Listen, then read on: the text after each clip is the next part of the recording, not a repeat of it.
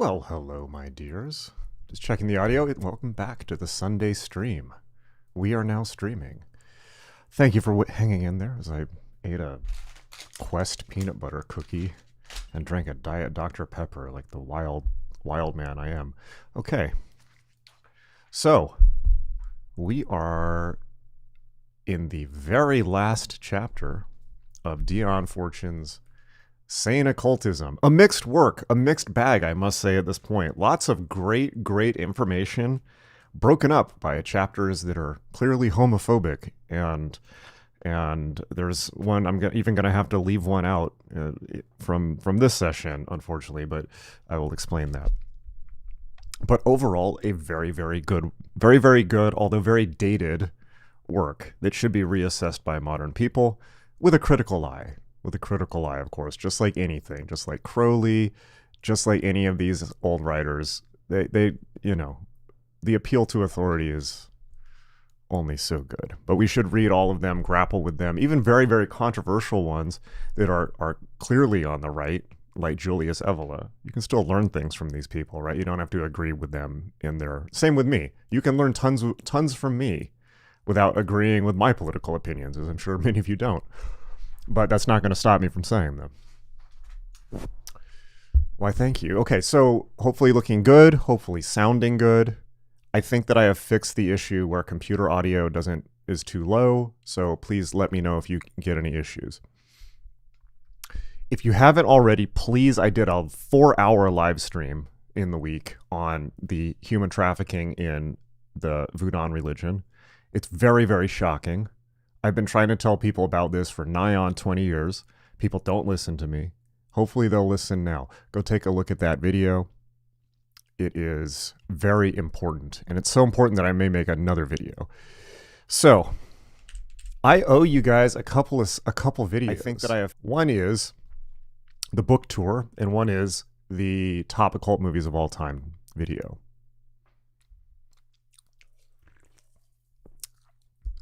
All right, Witchmaster General, I got my eye on you again. You better behave or you're getting booted once more. Just letting you know. The banhammer will come swiftly this session, as our lovely professional moderator Temple is watching you all like the Horus the Hawk. Okay, so I owe you a video on a book tour, and I owe you a video on top occult movies of all time. And I will provide those for you. Worry not. My skills improve by the week. And I'm going to give you a little preview of that. This time by sharing, I'm going to talk about one book that's a prized possession, which is this one, The Unknown God, Wilfred T. Smith and the Thelemites by Martin Starr. We're going to talk about that. And I will tell you some of my favorite movies. Richard, first super chat, coming in strong. Thank you so much. But those full videos, which I owe you because you have given me super chats for them, will be coming shortly. And it will be worth the wait. In the meantime, we have another super chat this time, and our goal is cat reveal. You've met my 2 dogs, who are the heads of the lodge, our initiatory lodge here, but you haven't met my 4 cats, who fulfill the other officer roles in our virtual Golden Dawn Temple, and they're dying to meet you. So... Super chat. By the way, where do the super chats go? I'll let you know. They go into making this channel better. As you can see, I've greatly upgraded the quality. I'm always saying this because I always am upgrading. So you're really helping the channel. And also they go to food for Charlie, Rishi, and the cats. My cats and dogs. So your super chats are very appreciated. In addition, as I'm getting big on this YouTube game, I've added a couple new features. One is there are now membership tiers. If you want to become a subscriber to this channel, you get lots of extra perks. And one thing that I would really like everyone on the stream to chime in with, after you look at the membership perks, is things that you think would be good as perks at each tier. Because I'm kind of new to this, and so I want to get like just the right things at each tier. So if you have any ideas for things that I can offer at those membership tiers, please let me know. And of course, if you just want to join, I already have lots of perks. You get special icons on the channel. You get to show off how awesome you are. you get badges, all kinds of cool stuff. It really, really helps. It helps grow the channel. And I'm doing this a lot, and the channel is growing slowly, but yeah, I'm pretty dedicated to this at this point. So we're all growing this as a community. Yes, I'm the one sitting here, but we're growing this together as a community, and it's very, very appreciated. So check out the membership tiers. I'm going to add a shop soon with lovely magic.me merchandise, so that's going to be great. And in addition, Adept Initiative 2 is currently in the early bird period, but it is starting officially March 16th. So adept.magic.me, adept.magic.me. I need to update the page because it still says March 1st. That was a mistake. It's starting March 16th. So you still have time to join. And the first Adept is over. Was incredible. You can still join and take the courses that was pre-recorded, so you can still join. Adept 2, you still have about 2 weeks to join. So I won't say too much about that, but just to recap, please help with super chats. Become a member. Of course, like and subscribe. Tell your friends, tell your enemies, tell everyone you don't know about the channel. Hey, Ryan, thank you. Another super chat. And consider becoming a member. And of course, Adept Initiative 2 is starting on the 16th. So I have all kinds of stuff for you. Thank you for the 2 super chats so far. Very, very appreciated. Let's kick off today's Sunday service with, yes, this week's body count from the Religion of Peace. Oh boy. Okay, actually, I messed this up. Okay, so Atrocity of the week. Man, 70 Christians were just beheaded by Muslim aggressors in the Democratic Republic of the Congo. Now, I know some of you would maybe like, woo, because you're super occulty edgelords, but no, this is awful. These are our fellow human beings. These are people that did not deserve to die. And this is a sample of what happens all over the world every week. I'm going to get into this a bit and share a bit more information. But yeah, 70. I think this was either yesterday. I think this was yesterday this happened, or maybe 4 days, maybe like more like 4 days ago. Brutal. This happens every week somewhere in the world. What else happened in the last week? Let's see. Also in the Democratic Republic of the Congo on the 26th, 24 left dead following ADF attacks onto villages. ADF stands for like Allied Democratic Forces or something like that, but it's Islamic.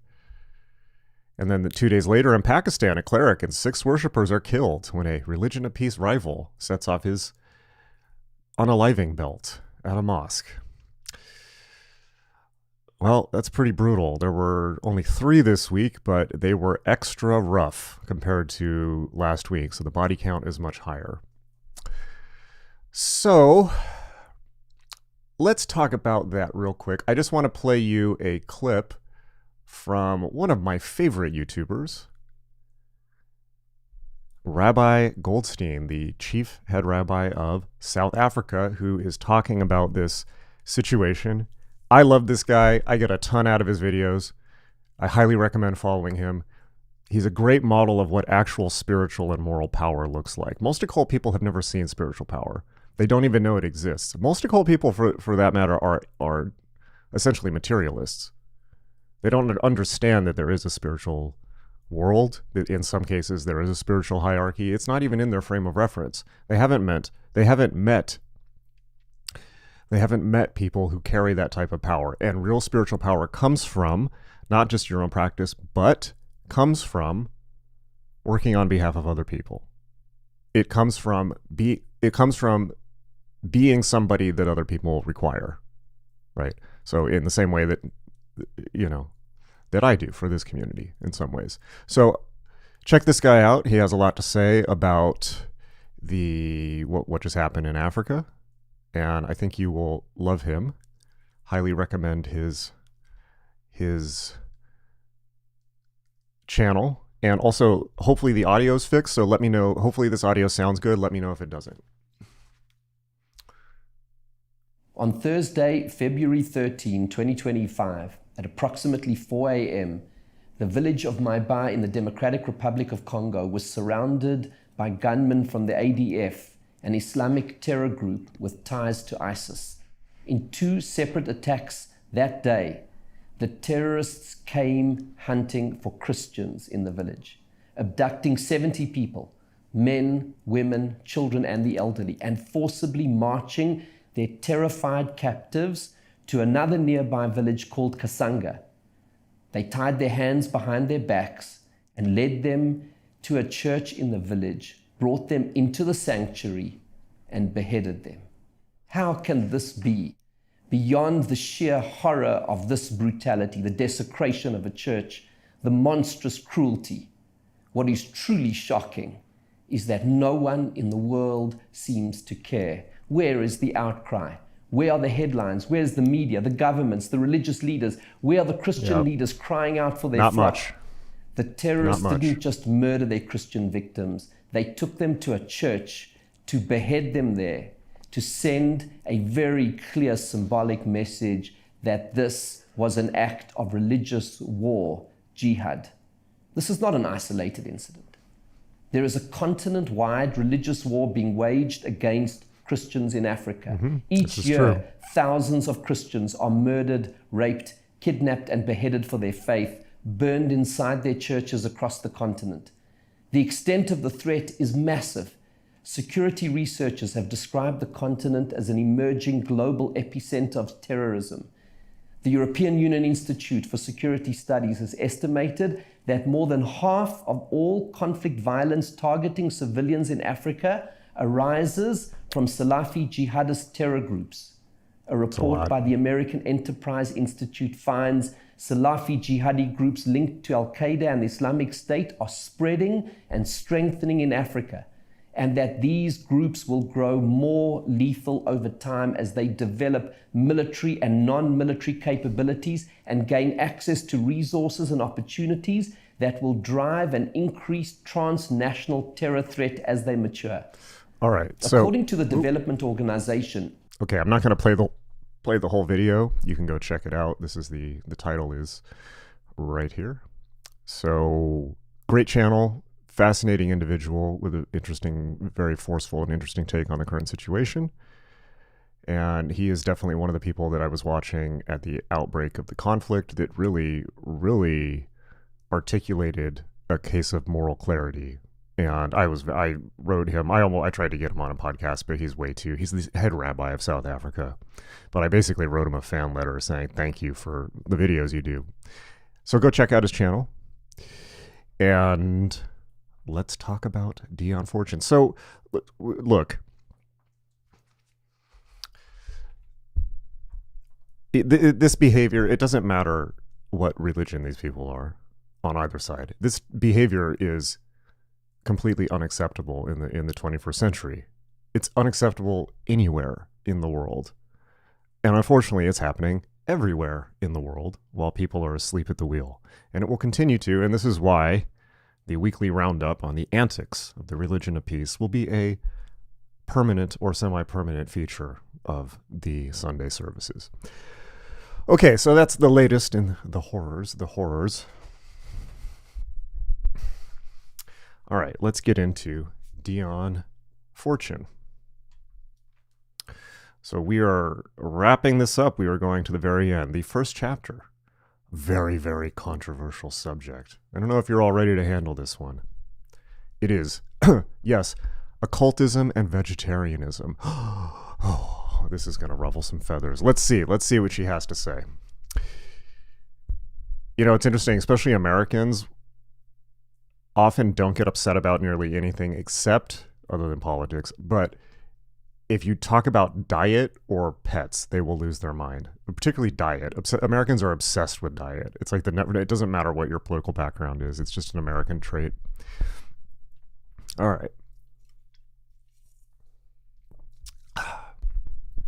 There has been a great deal of discussion recently, this was published in 1967, concerning the necessity of a meatless diet for an occult student. Members of many different occult schools have taken part in this discussion, which seems to proceed entirely on the deductive method, arguing from first principles which may or may not be conceded by the other participants. No one, so far, appears to have asked, what are the actual facts of the case? What has been the practice of those who are recognized as among the masters of the occult art? Initiates are divided on this matter. Some, like Pythagoras, inculcate a strict vegetarianism. Others, like Jesus, said, "It is not that which goeth in at the mouth which defileth a man, but that which proceeds from the heart." Of the moderns, Max Heindel was a vegetarian. Rudolf Steiner was not. Dr. Besant, that's Annie Besant, is a vegetarian. Eliphas Levi was not. The Swami, well, I will point out of those that Levi is the most interesting person in there. Steiner is kind of interesting, but Levi and Steiner are the most interesting ones of those. Max Heindel, I kind of a little silly. Annie Besant, definitely silly. Well, anyways, that's the people she mentions. The Swami Vivekananda, one of the most advanced teachers of occultism who have ever come to the West from the East, that was true at that time, poured scorn on the idea that vegetarian diet could raise consciousness. If this were the case, he said, then the cow and the sheep would be the most advanced yogis. There is evidently, therefore, room for discussion in the matter of the best diet for the occult path, and it cannot be taken as a sine qua non that vegetarian is either the best or the only possible diet. The discussion of the whole question of vegetarianism can be approached from three separate points of view: the hygienic, the humanitarian, and the occult. And the occult point of view has to take into consideration both the hygienic and the humanitarian. We will consider each of these separately on their own merits and then consider them from the occult standpoint. I was once discussing the question of vegetarianism with a well-known Harley Street doctor, and he said a thing which impressed me as being the truest word I had yet heard spoken on the subject. Most people seem to think, he said, that although there is an infinite variety about our external appearance, our insides are made to a sealed pattern. In my cabinet, I have a large collection of X-ray photographs, and I can recognize my different patients by the portraits of their stomachs, just as I could by the photographs of their faces. If there is so much divergency in their internal appearances, must there not be an equal divergency in their internal needs? Sir Thomas Horder pointed out in a recent article in The Lancet that argument from individual dietetic experience was valueless. A thin, hard-working, neurasthenic type of man would need one kind of diet, and a fat little dilettante with a high blood pressure would require another. He also quoted the case of a big buxom woman with a delicate dyspeptic husband, who said to him, "Would it not benefit my husband, doctor, if he were a vegetarian like myself?" "Madam," he replied, "I perceive that you can afford to be a vegetarian." This is very true today, too. They call it whole paycheck, not Whole Foods, for a reason. Risking, as he said, the good lady's wrath by so doing, for it is a curious thing that even those who take up vegetarianism for health reasons, quite apart from humanitarian considerations, seem to make a religion of it, and are willing not only to suffer for their faith, but to persecute for it. Were it not for this attitude, diet reform would be on a very much sounder basis than it is today, for it is not easy to get at the truth when people are willing to pervert it on a question of principle. Undoubtedly, it must be conceded by all reasonable persons that many people have recovered health on a vegetarian diet after all else failed. But the question we here have to consider is, were they cases of physical or psychical illnesses? And was it the actual diet that restored to health, or their faith in it, and the possession of a new interest in life? Instead of talking of their ill health to all their friends, they now began to talk about their good health, and the suspicion might arise that previously they were not nearly as ill as they thought they were, and that now they may not be nearly as well as they think they are. As Sir Thomas Horder remarked, many people are well in spite of their diet fads, and not on account of them. And while we must agree that many people can and do thrive on a vegetarian diet, we must also admit that many do not. Another point in connection with a meatless diet, a point which has an important bearing upon occult training, is the observed fact that it undoubtedly does lead to increased sensitivity of the nerves. This is the reason why it is advocated as a means of furthering psychic development. Let us remember, however, that there is psychism and psychism. One kind is indeed true soul vision, but the other is an aberration of the imagination. And to the latter, a lowered physical vitality unquestionably predisposes. I do not mean to imply by this that it is not possible to maintain health on a strict vegetarian diet, but I do maintain that it is not possible for everybody to do so under all circumstances. To take a person accustomed to an ordinary mixed diet and start him on vegetarian diet and occult training at the same time is rarely satisfactory. especially if that person is engaged in a strenuous or exacting occupation or has difficulty in getting meat substitutes. This is all too often done by teachers of occultism, and it is an exceedingly unwise method of procedure. This brings us to the next point in our consideration. Should the follower of the path stick to his vegetarianism, whether it suits him or not, and whether he can obtain meat substitutes or not? Some would say yes and act up to it, but other considerations come into the matter. It is not possible for anyone to follow the strenuous experiences of a genuine occult training unless he is in good health. The path is no place for a weakling, as many a one has found to his cost. Equally, if a person sticks rigidly to his vegetarianism in spite of all drawbacks, is he to be admitted to an occult training regardless of his physical condition? No occult teacher worthy of the name would do so. There are, in my experience, an instability and lack of ballast among faddists of all ways of thinking which do not form a good foundation for that study of all others which requires a level head and an iron nerve. Extremes have never been a success in any walk of life. One might define the crank as a man who cannot see the wood for one solitary tree against which he has glued his nose. If the highest ideals are not governed by a sense of proportion, that man's work for humanity will be out of the true, will, in fact, be cranky in the literal sense of the word.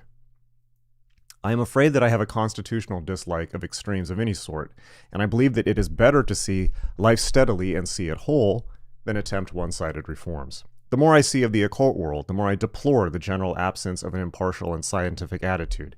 Yeah, you and me both, Violet. The question of diet should be approached from the standpoints of physiology and psychology, as well as from that of idealism, especially in view of the fact that different teachers differ in their ideals. The question of vegetarianism from a humanitarian standpoint is also an extremely vexed question, and not nearly so simple as its advocates would have us believe. The whole issue must depend upon our attitude towards the domestication of animals.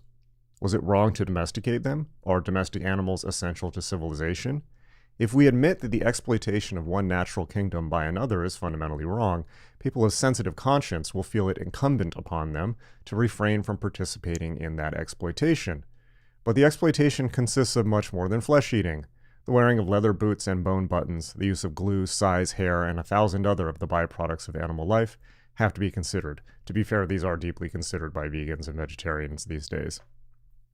Every time we hold on by a strap in a train, we are availing ourselves of the products of animal slaughter. This argument is, of course, a reductio ad absurdum and shows that the advocacy of vegetarian diet cannot be safely pursued along these lines. Well, there's been a lot of advance in technology and substitution in plastics and polymers since that time, but there we have it. As long as we have the domestication of animals, we shall have their slaughter at the hands of man, even if that slaughter be the merciful dispatch of the aged and diseased, or the destruction of superfluous males. Unless we are prepared to take our stand for the total abolition of animal domestication, we shall never get away from the taking of animal life. Do the brethren of the Great White Lodge, under whom all occultists take their initiations and to whom they look as teachers and masters, require that their pupils should refrain from having any participation in the taking of life in any form? We know that some of the Eastern schools do so teach, for the Jain priests carry a soft broom with them and gently sweep the path before them as they walk, lest they should accidentally tread on some creeping thing and take its life. We also know that certain Indian ascetics refused to remove maggots from their sores, even going to the length of replacing them when they fell off, saying, "I would not inconvenience thee, brother." That sounds more like Buddhists than Hindus. It could have been Indian Buddhists. Such an attitude has never found favor in the West. The medieval saints, like Blessed Henry Suso, did not refrain from cleanliness, lest it should be the occasion of discomfort to their vermin, but lest it should be the occasion of comfort to themselves. What, then, should be our attitude as practical seekers after the light, coming to it by a Western path? I do not think we can find a better model than our Lord and Master. He was indeed the master of compassion, but he was no sentimentalist, neither was he in any way a crank. She's talking about Jesus. It has always been noteworthy that he never inculcated any extreme form of humanitarianism, but rather a compassionate attitude towards all things, great and small. Out of such an attitude, right relationships with the animal kingdom must come, just as right relations with the human kingdom must come. But just as we are not yet in sight of the abolition of war and prisons and the burden laid upon man of earning his bread in the sweat of his brow, so we are not within sight of the abolition of animal domestication and all that inevitably goes with it. The abolition of unnecessary suffering is undoubtedly incumbent upon us, but as long as domestic animals are with us, it is hardly possible to give them a greater share in the amenities of life than human beings enjoy. In considering all practical problems, especially those which have to be worked out on a large scale, it is not possible always to find out the abstract right and then go and do it. We often have to be content with what is practicable at the moment, or even the lesser of two evils. There will always be sensitive people who, when they realize the suffering that goes to the production of some of the food we eat and the clothes we wear, will refuse to partake of that food or wear those clothes because they are so keenly alive to that suffering. No one can say that this is other than a noble sacrifice that they are making. But do the masters require this sacrifice of their pupils as a condition of acceptance? That is our problem as practical occultists. The answer lies in the fact that not all initiates have been abstainers from the use of animal products. Therefore, obviously, such abstention is not a sine qua non of occult work, even though it may be a specific requirement of certain occult schools. There are two ways of obtaining perception of a subtle vibration, either by focusing and magnifying the vibrations or by increasing the sensitivity of the receiving instrument. Some occult schools use the latter method, and therefore they eschew the use of meat in order to obtain the greater nervous sensitivity which a meatless diet undoubtedly does produce, although there is a serious reason to believe that this sensitivity is of the same type as is produced by a prolonged fast, and is really the temporarily heightened mental activity due to malnutrition. It has been the practice of most occult and mystic schools to induce a temporary exaltation of consciousness by abstention, and such practices, rightly employed, are undoubtedly part of the system of occult training as practiced by all races. But the wise occultist realizes that such a heightening can be but temporary, and that there is a price to pay for these practices. He may decide, and quite legitimately, that the gain is worth the price. But there comes a point when the price becomes extortionate, and if he be wise, he will not push his abstinence, whether from stimulating foods or from food itself, beyond the point where the price outweighs the gain. His aim as an occultist is the exaltation of consciousness for the sake of the experience so gained, not the salvation of the animal kingdom. This is the point where clear thinking is needed. In abstention from flesh foods, is the occultist motived by humane ideals or a desire for knowledge through the exaltation of consciousness, which follows on abstinence? And if the latter, to what point can he carry that abstinence without impairing his health? The answer to this question must be entirely individual, because individuals vary so enormously in their stamina and dietetic needs. One thing is quite certain, that a man in a poor state of health is as little likely to succeed on the occult path as he is in any other exacting vocation. To sum up, my judgment in the matter would be that a restricted diet is used by certain schools of occult training in order to produce enhanced sensitiveness. Such a method is satisfactory provided that the person thus rendered sensitive can be sheltered from the shocks and buffets of life. Otherwise, it is a disastrous method to pursue.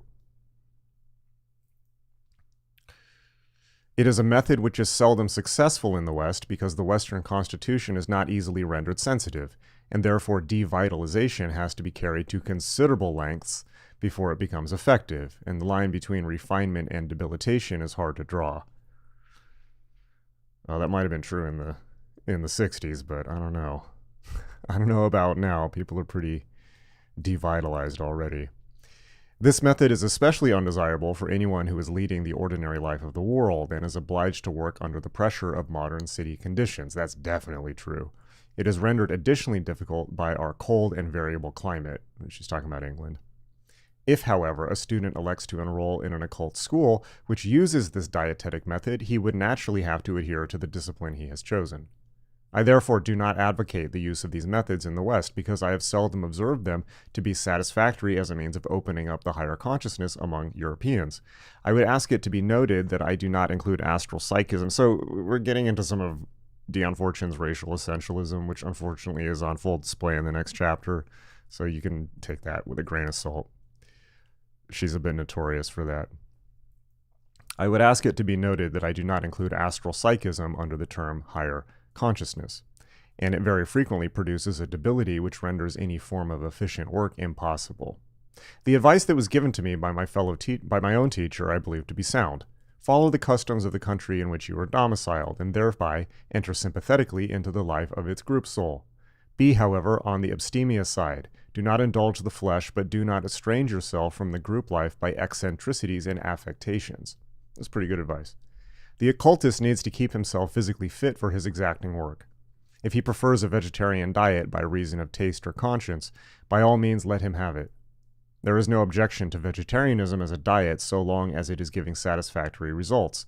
The thing against which the common sense student of occult science must set his face is the elevation of vegetarianism into a fetish and the persistence in it when, owing either to personal idiosyncrasies or circumstances, it has proved a failure. In view of the fact that so many of our greatest initiates have been flesh eaters, it is useless to argue that vegetarianism is an essential upon the path, for obviously it cannot be, or they would not have been initiated. The person with the sensitive conscience and the vivid imagination will no doubt eschew flesh foods because of his feelings in the matter, and his scruples are entitled to respect, as is all sincerity.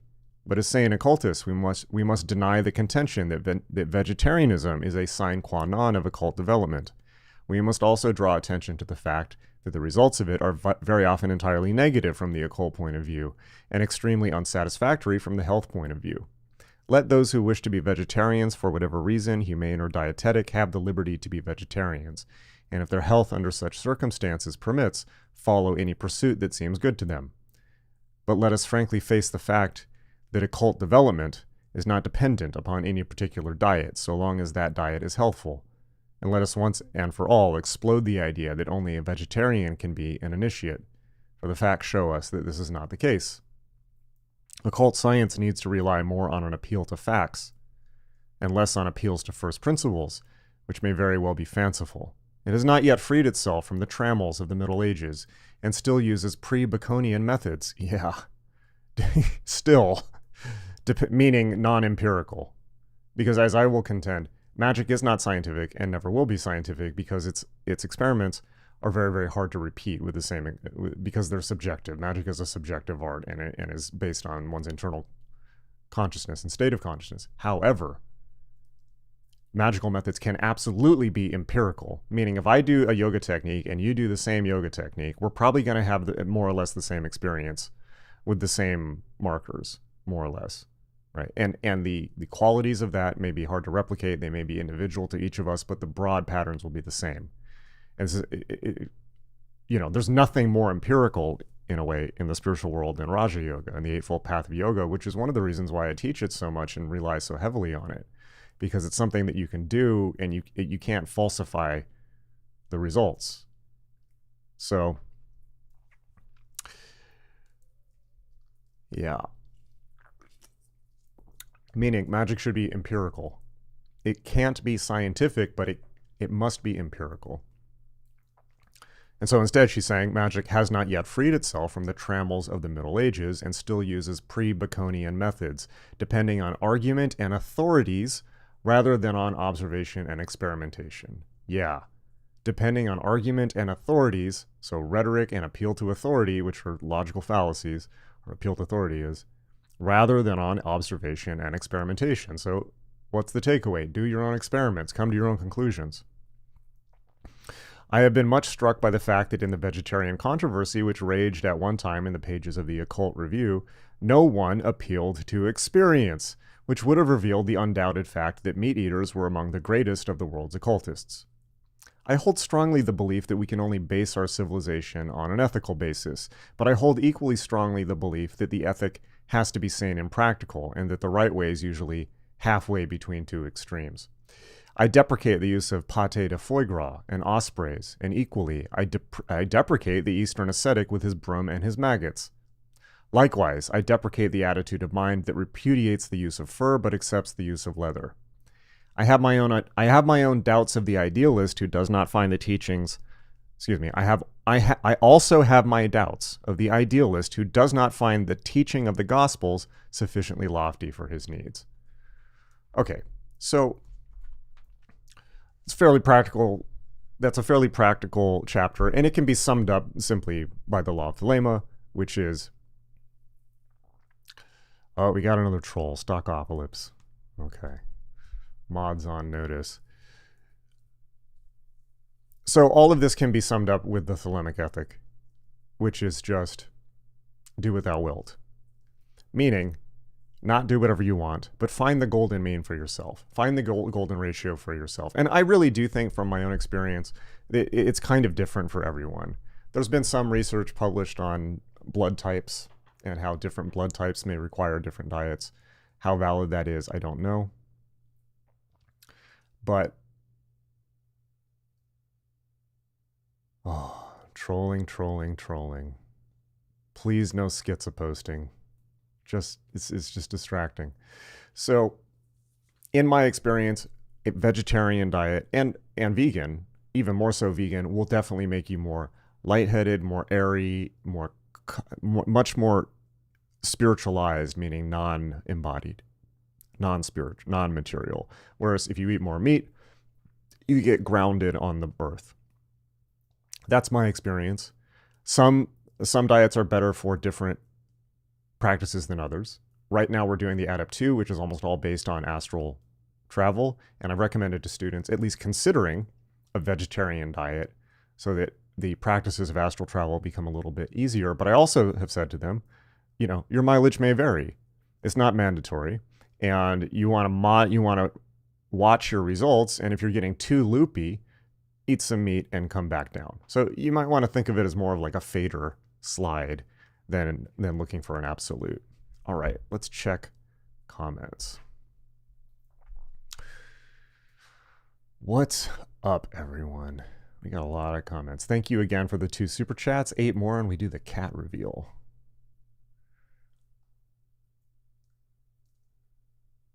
All right. Congrats to everyone who's excited because they got to see the stream on time. James, loved the episode on top occult esoteric role-playing games. Would love to see follow-up on that. All right, thank you. I will take that into consideration.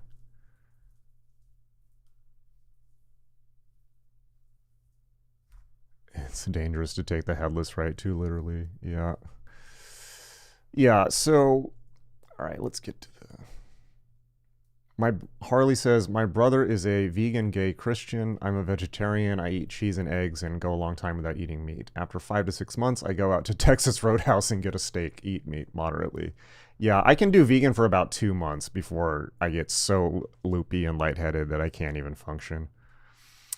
Mr. Padrake 23 says, I'm a pescatarian, but I included poultry and shellfish. Okay. Wait, how are you a pescatarian if you also eat chicken? I don't get it, and turkey. Well, I would also be a pescatarian, but that then raises another issue, which we have now, which is that all fish has mercury in it. And if you eat a lot of fish, which is great for your brain and your cognition and meditation, fish is amazing. If you eat too much, you're going to end up with mercury poisoning. That's for real. So we have that problem to deal with. Yeah. Okay. All right. Yeah, Reg says take a B12 supplement. Yeah, vegans have to take B12 because you can't get it otherwise. You can get, if you're a vegetarian, you can get complete protein from both quinoa and eggs. If you're vegan, you're stuck with quinoa for all time. And if you've lived around hippie and crust punk communes, as I have, you'll notice that there's always crusty pots of quinoa out everywhere. And it's disgusting.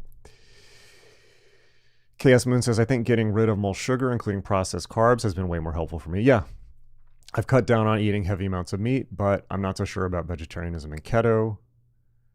Harley agrees. Richard says, I totally agree with Fortune on the diet stuff. And for the record, despite all the drugs, dry fasting with a bunch of crazy breatharians was the loopiest I've ever been in my life. Diet is no joke. Yeah, I bet. Alphonse says most fish is farm-raised, dude. Yeah, and the farm-raised fish has the most mercury in it. Look it up. Wild has less. Go figure. Fraud RC, thank you. Another 666 in Canadian dollars. Thank you so much. Being vegetarian was helpful psychically as a kid for sure, but Dion, fortunately, very funny. My body needed to go carnivore. Yeah, I think that vegetarian and veganism are absolutely worth experimenting with. Definitely. But try it, and if it doesn't work for you, then go back. I mean, it's again, that's the same with everything in magic. Try it and see what happens. Don't take her on faith. Don't take me on faith.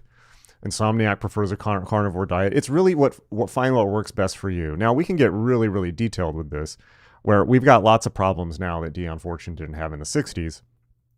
For instance, all the additives in food, carcinogens, chemicals, drugs, all kinds of stuff, hormones. It's a bit of a nightmare. So I would think that having, in my way of thinking, eating healthy food, which means not processed and not contaminated with chemicals, is much more important than whether you're eating meat or not.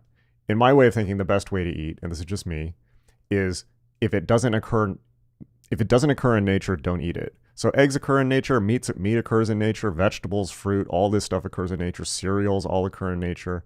Pop-Tarts don't. Nachos don't. Soy meat doesn't. Tofu doesn't. Beyond Burgers don't occur in nature. There's apparently some endocrine issues with those. So that's generally how I tend to approach it. If it grows out of the ground normally and it's not all messed up, then that tends to be what I try to go to. And and particularly if you're American, definitely if you're English, it's not actually possible to get food. you can only get like wilted vegetables in cans from Waitrose. Go to the supermarket, and I challenge you to come out with a cart with only things that naturally occur. Yeah, you'll be able to get meat and vegetables, but beyond that, every single aisle is full of processed dust food that was reconstituted from dust, So, yeah, Alphonse says everyone's different, but processed food is universally unhealthy. I don't know if that's necessarily true, but it's definitely something you should be aware of as I drink a Diet Dr. Pepper. All right. Yeah, Fury says, in my experience, how the meat is raised really influences how gross or nice it feels to eat. I absolutely agree with that. I think you definitely get more energy from grass-fed meat.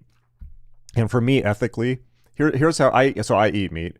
And the way that I get around that ethically, there's a couple ways. One is, obviously, it's best to prefer grass-fed. You get more energy from it. It's way healthier, and the animals have a better life. Kind of, although you have to be careful because sometimes grass-fed can just mean they fed the animal grass once before they killed it. So, but that's better, but it's also very expensive. Like, really expensive, particularly now.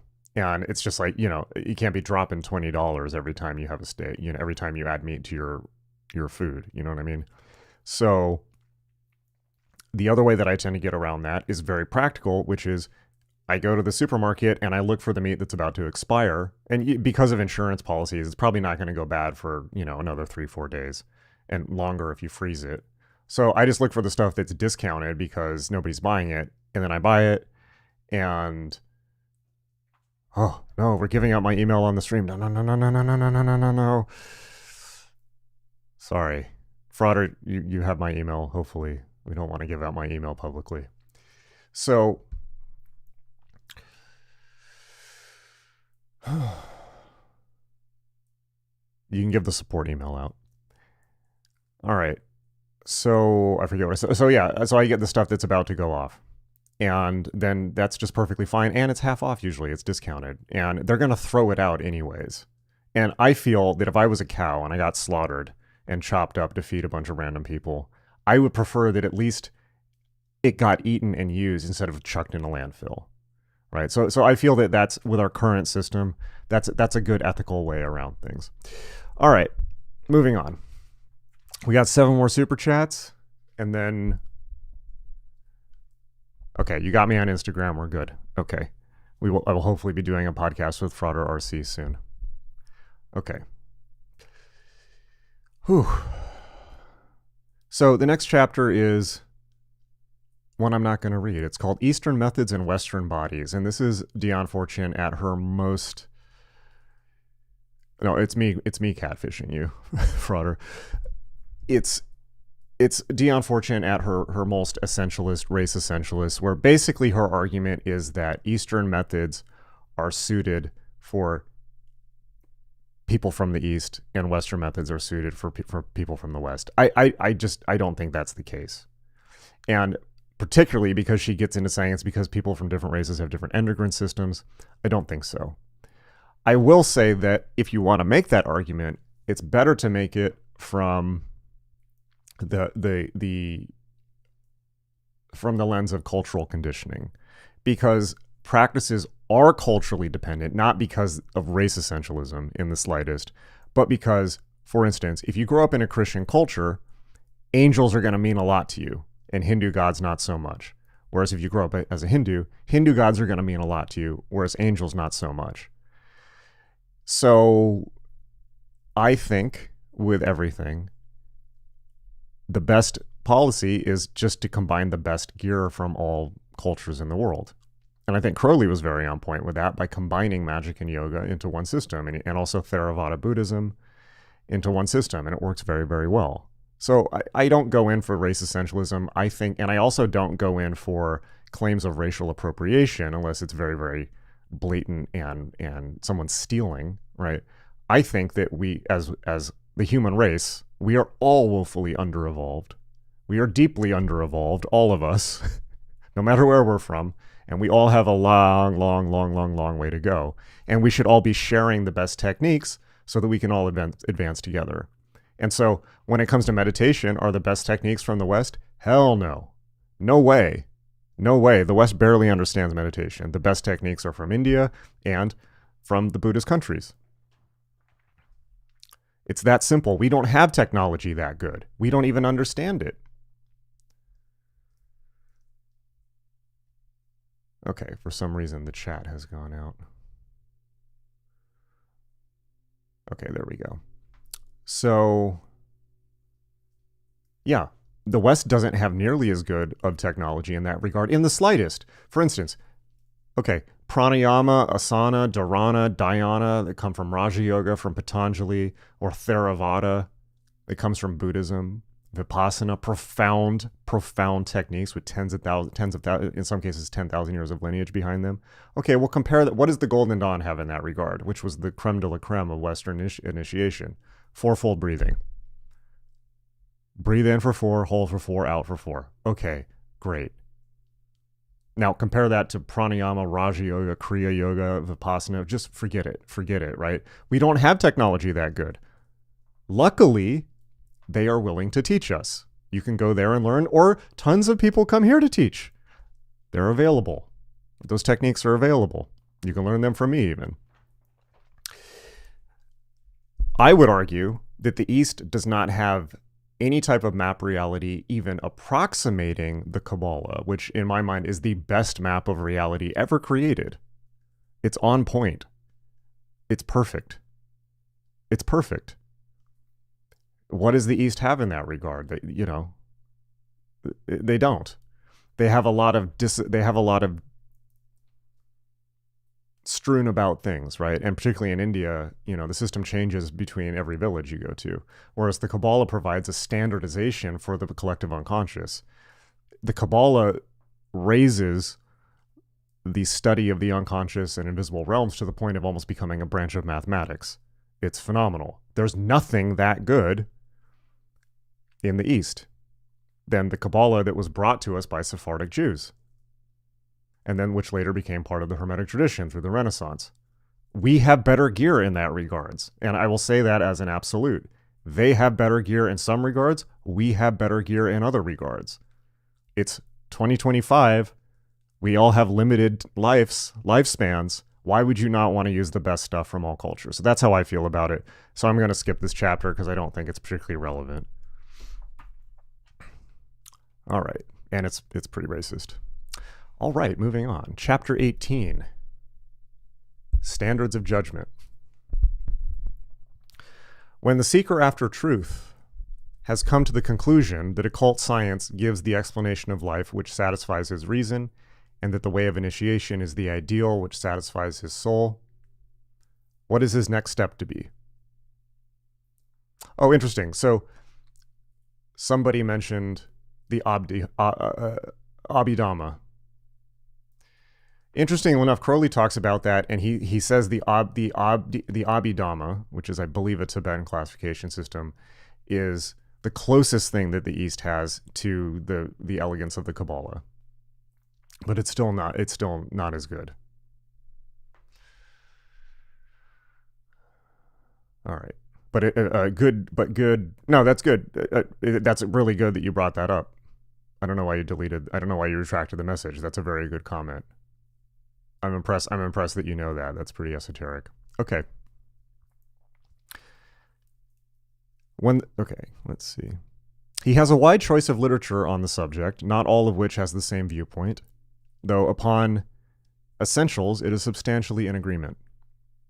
He is surrounded by an innumerable company of esoteric organizations, all competing for his adherence. Yeah. Once received into these circles, he will come in touch with numerous individuals who claim to be able to train and initiate him. What should be his attitude towards all these? He will not have advanced far upon the occult path before he is aware of his need of a teacher.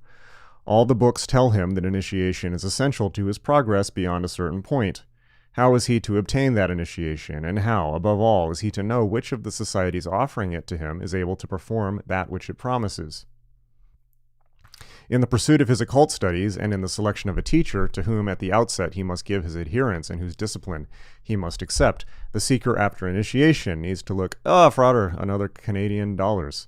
Thank you so much. Dr. Moshe Adel has actually demonstrated Proto-Kabbalah influenced Gnosticism and not the other way around, which is fascinating and flips a lot of what we used to think on its head. That is interesting. That is really, really fascinating. One thing that I would like to be clearer on is whether Kabbalah was being practiced during the Egyptian captivity or not. That I would like to know, because that's an important point for history. Like, did it go with the Jews during Exodus? The Exodus from Egypt? I'm not sure. Open question. The seeker after initiation needs to look for three things. Firstly, right principles. Secondly, genuine knowledge. And thirdly, such common sense and capacity as shall prevent a teacher from involving his pupils in muddles and misadventures. How is the pupil to test his prospective teacher for these things? Furthermore, is he entitled to test him? I have heard would-be teachers most indignant at the idea of being tested by their pupils. Yeah, so Cafe Cedarbeard and Mr. Padrake are talking about Tai Chi and Qigong. Chinese have the best map of the energy system channels. Glad I got that in my Tai Chi lineage. I agree with that. I think that they do have the best map of the energy meridians, which is different from Kabbalah, which is a map of the collective unconscious in a very, very stepped down way of talking about it. It's much more complex than that. But yeah, the Chinese have a better map of the energy meridians than the Indians, although it was developed from initial Indian discoveries. But they have a better map now. So, yeah. How is the pupil to test his prospective teacher for these things? Furthermore, is he entitled to test him? I've heard would-be teachers most indignant at the idea of being tested by their pupils. They declare that the recognition of their status is the first test the pupil has to pass. If he is sufficiently intuitive to be worth training, he will see what they are on the inner planes without need to investigate their records on the outer plane. This is all very well and may be true enough so far as it goes, but there's absolutely no reason why the pupil should not confirm his psychism, provided he has any, by investigation on the physical plane. Moreover, it is hardly fair to ask of an untrained beginner in occultism that he should trust to his psychism in a matter of such serious import as the selection of a teacher into whose hands he is to commit himself. For although no actual oath of obedience may be required, the fact remains that for all practical purposes, the neophyte is pretty much in the hands of his initiator at the outset. And if the senior occultist's power is abused, the neophyte is in for an unpleasant experience, to say the least of it. The true initiator will no more exercise undue influence over his pupil, nor abuse his superior knowledge, than will the honorable doctor over his patient, nor the honorable lawyer over his client. But there are black sheep in every profession, and The occult world, unfortunately, is not sufficiently organized to permit of its black sheep being officially deprived of their power to practice. Well, I'm working on it, Dion. Therefore, the would-be pupil has to look to himself pretty sharply, especially in his early days before he knows the ropes. The reputable occult teacher, who has nothing to fear from the examination of his record, has no reason to object to having it examined. He ought to be prepared to answer the questions of the person who is proposing to entrust his spiritual advancement and mental welfare into his hands. Why should he not tell a genuine pupil how he received his training, the nature of his contacts, and the source of his financial support? It is only reasonable discretion on the part of a prospective pupil to make such enquiries. To neglect to make them would imply carelessness and lack of discrimination and ordinary common sense. It may be taken as axiomatic that the person who has nothing to conceal does not resent being investigated. The student has a right to ask questions, and ought to turn down unhesitatingly the teacher who cannot or will not give a satisfactory answer. The question of money is one that looms large on the horizon at this point of the quest. It is an axiom of occult science that no price may be charged for any form of occult work. It may generally be presumed that the teacher who has his price and sticks to it is exceedingly unlikely to be an initiator of the right-hand path. I believe she's talking about actual occult initiation or intervention. Because she's not talking about like people who do classes in books, you know. This is like, yeah, this book you paid for, you know. On the other hand, we must remember that a teacher or society is certainly entitled to make a sufficient charge to cover the expenses in which it may be involved.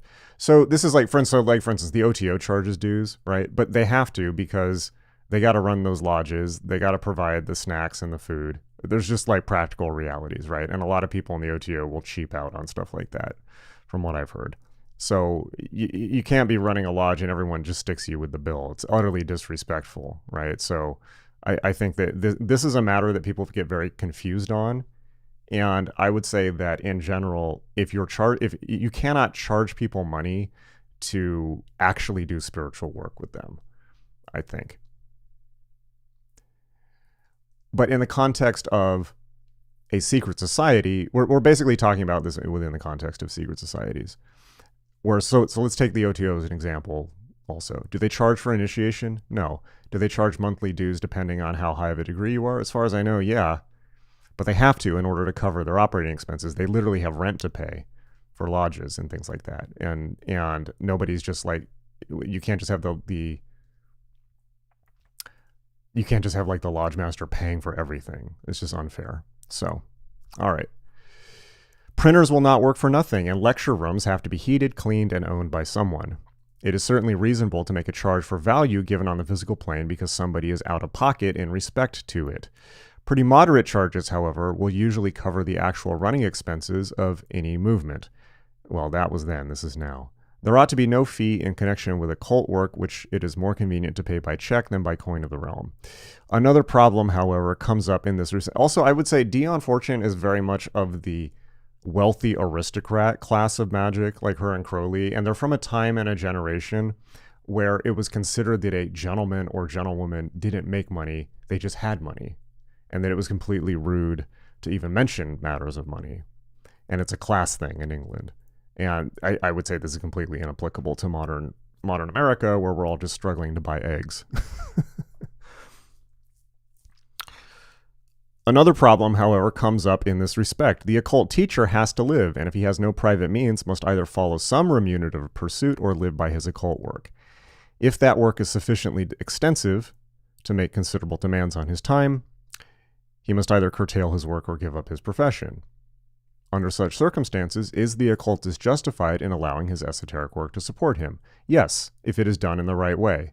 If he clearly and obviously never permits his remuneration to become a money-making affair, but simply a means of support in order that he may pursue his work, and a very modest means of support at that. Again, I feel that this is of its time. You know, it's like it's probably cost me over $100,000 or more, $200,000. Katarina, thank you.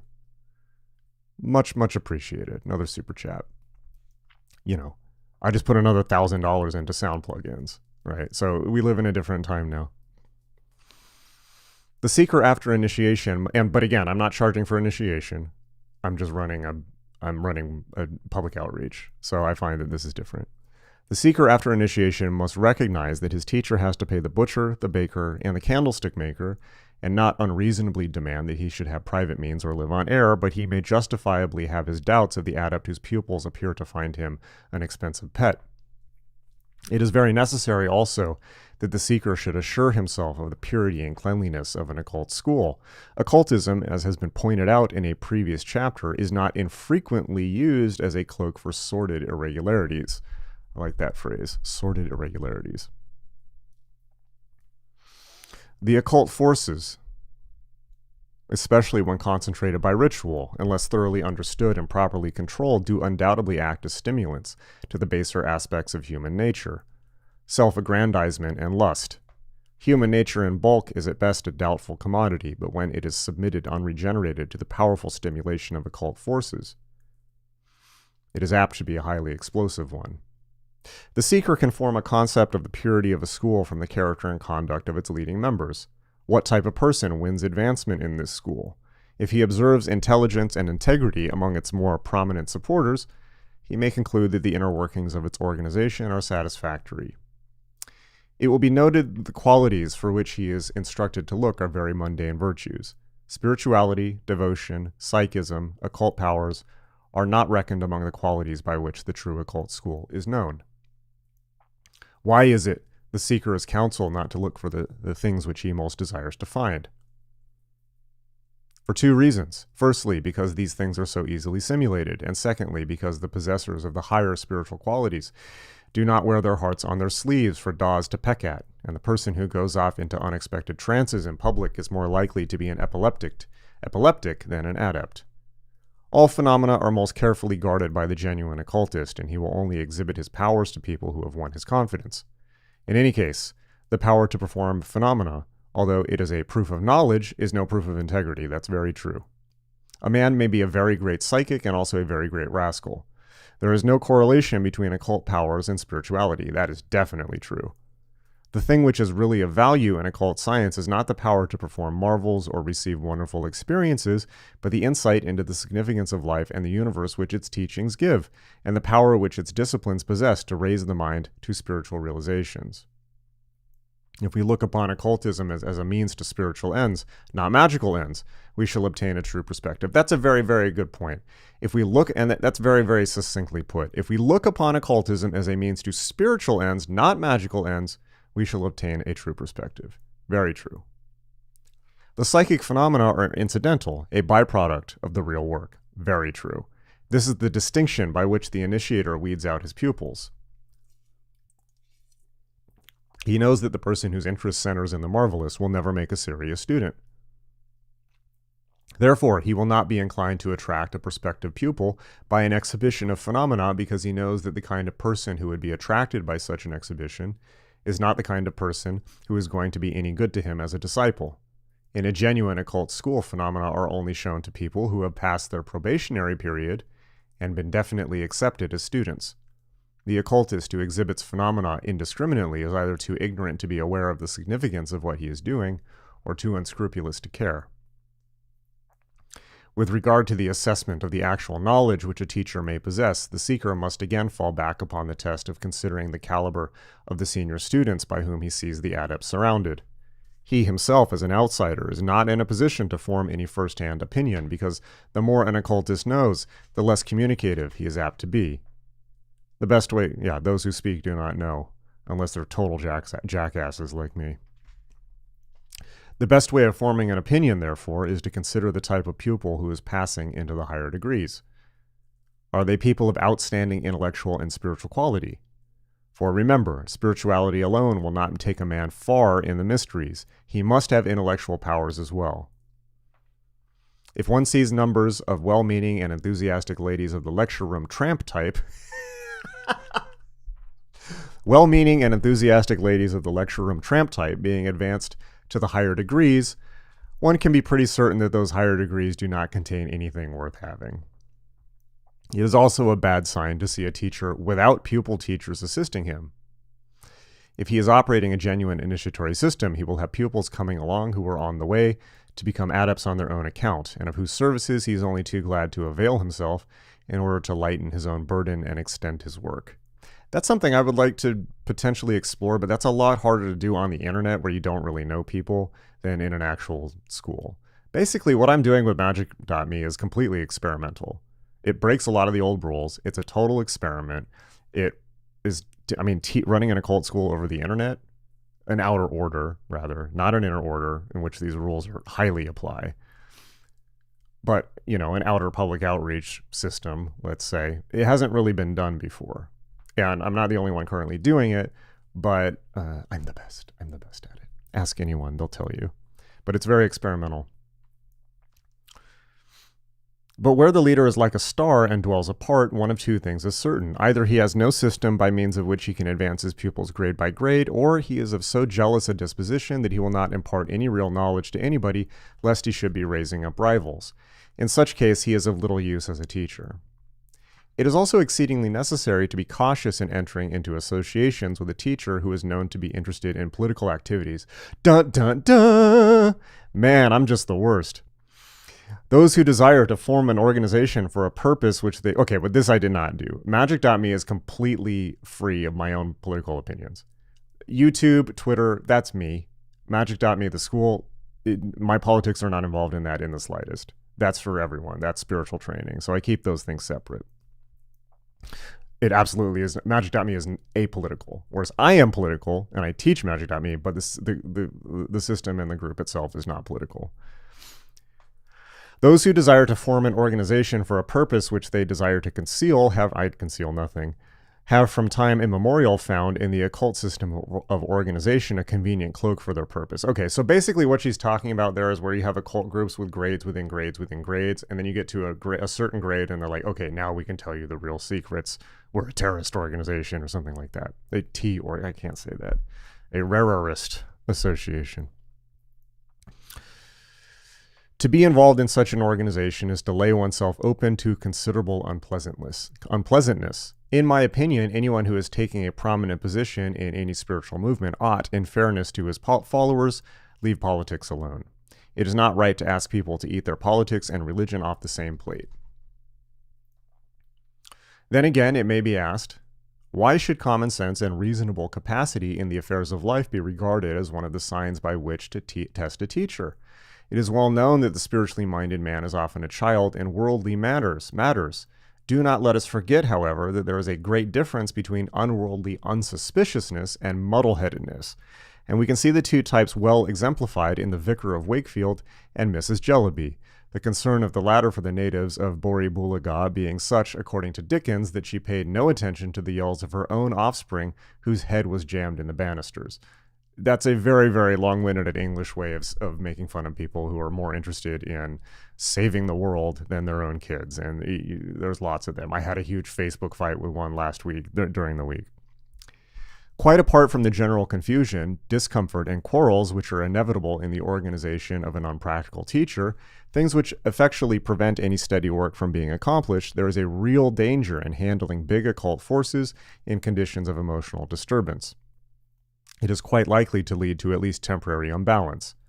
Unless a teacher has sufficient knowledge of the management of the mind to be able to make his own mind function efficiently, he is exceedingly unlikely to be able to guide his pupils safely through the difficult phases of occult development, when the mind is changing gear from one type of consciousness to another. Occult training ought to produce a clarification of consciousness and heightening of the powers. If any system produces a general incoordination and neurotic condition, it is a thing to be avoided. A sound and true system of initiation shows itself on the mundane plane in the harmonious ordering of all things. If an adept is himself in confusion and distress, will it not be a blind leading of the blind when he seeks to teach the deeper understanding of life and its laws? There is another point upon which the seeker is often perplexed, and which it is as well to consider in order that a clear understanding may be arrived at. He has already been counseled to judge an occult school by its senior students. What opinion ought he to form from the statements of those of its members who, for one reason or another, have left it dissatisfied? Here again he must exercise caution and common sense. On the one hand, he does not want to disregard warnings and involve himself in unpleasantness, and on the other, he does not want to be put off something which, although it might not have proved suitable for the person who warns him, nevertheless might be of great value to himself. Very true. He must also remember that one story only holds good till the other is told.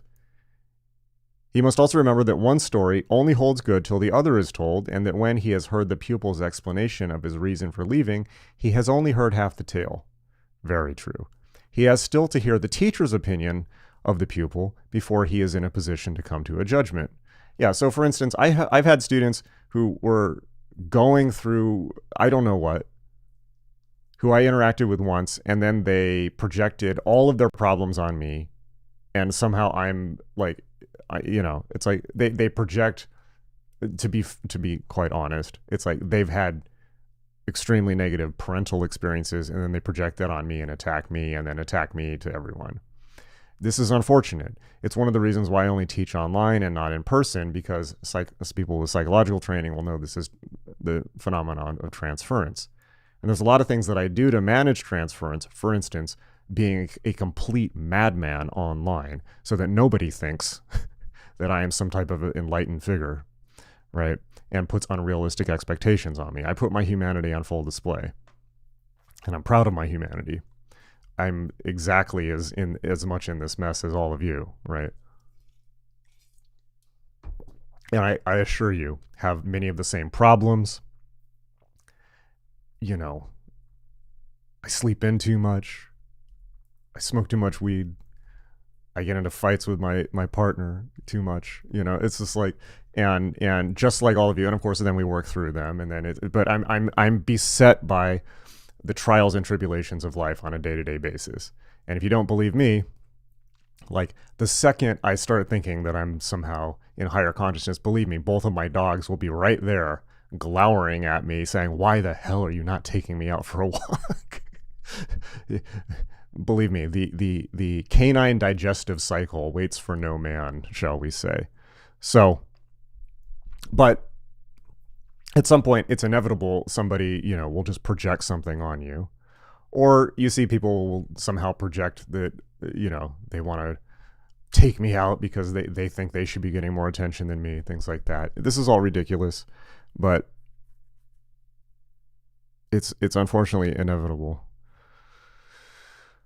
But it's important to remember that. It's really important to remember that, particularly when you hear people bad-mouthing any teacher online. Because all teachers get it. People have spazzed out on Damien. People have spazzed out on, I'm sure, Gordon White, and who knows, all these people.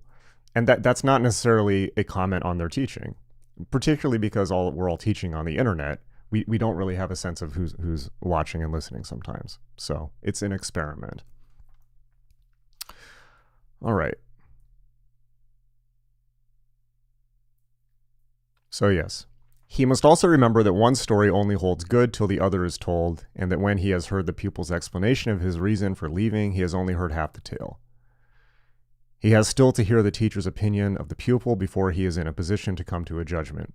The person accustomed to sifting evidence does not judge so much by the tale that is told as by the manner of its telling, and experience proves that the statement that is made with heat and bitterness ought to be corroborated before it is believed. There are various reasons for which a person may cease to be a member of an occult school, and the inquirer, if he is shrewd and observant, can usually form a pretty good opinion as to which was operative in the case of the person before him. People shake the dust of an occult school from off their feet for other reasons than because it fails to come up to their expectation. They shake it off with even more emphasis when they fail to come up to its expectations. There are also many reasons why even apparently right-principled persons bear false witness. Many people try experiments, and by the way, this is why when I do videos about things like the one I did last week with Voodoo and things like that, none of that is based on hearsay. All of that is based on primary sources. I'm using my journalistic skills when I do things like that and showing you only things that have been vetted by authorities, right? And I don't mean an appeal to authority. I mean, like, for instance, in the case of the Voodoo one, CNN, the United Nations, Europol, Interpol, all this stuff, right? So NGOs, African investigative journalists. So if, I've been doing my Hurt Locker series during the week where I'm pointing out very, very uncomfortable truths about certain individuals or schools, all of that is either vetted or from the people's own words, right? So primary sources.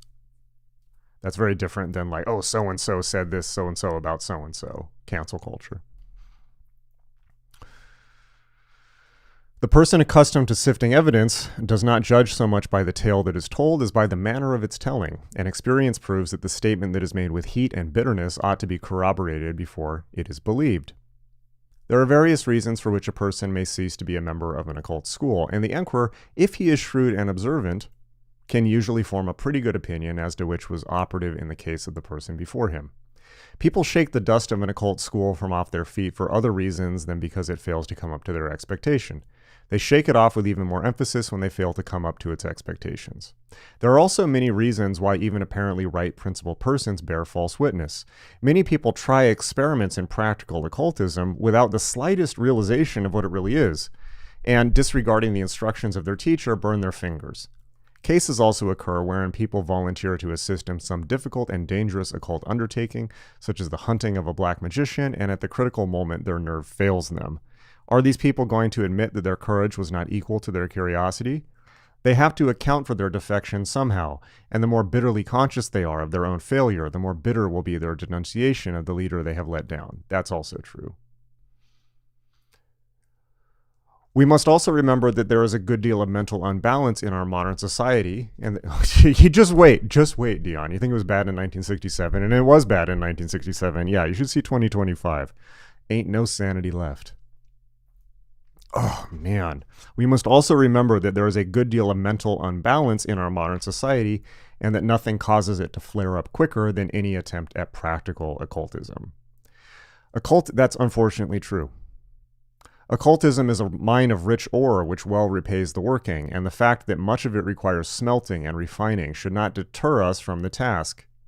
It is no pursuit, however, for the unstable-minded, the ignorant, and the credulous. 3 things are necessary for its safe pursuit: a living spiritual faith, a level head, and a sound knowledge of the psychology of the subconscious mind. That's pretty good practical advice. 3 things are necessary for its safe pursuit: a living spiritual faith, a level head, and a sound knowledge of the psychology of the subconscious mind.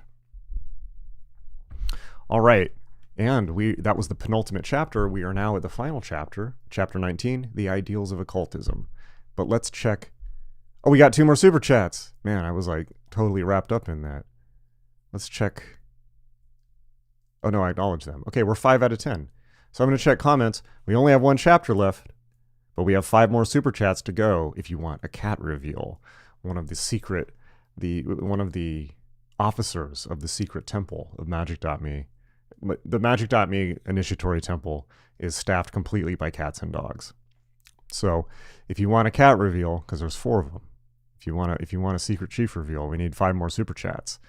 Many thanks to people who've chatted so far, and thank you to our lovely moderator Temple, who's doing a great job.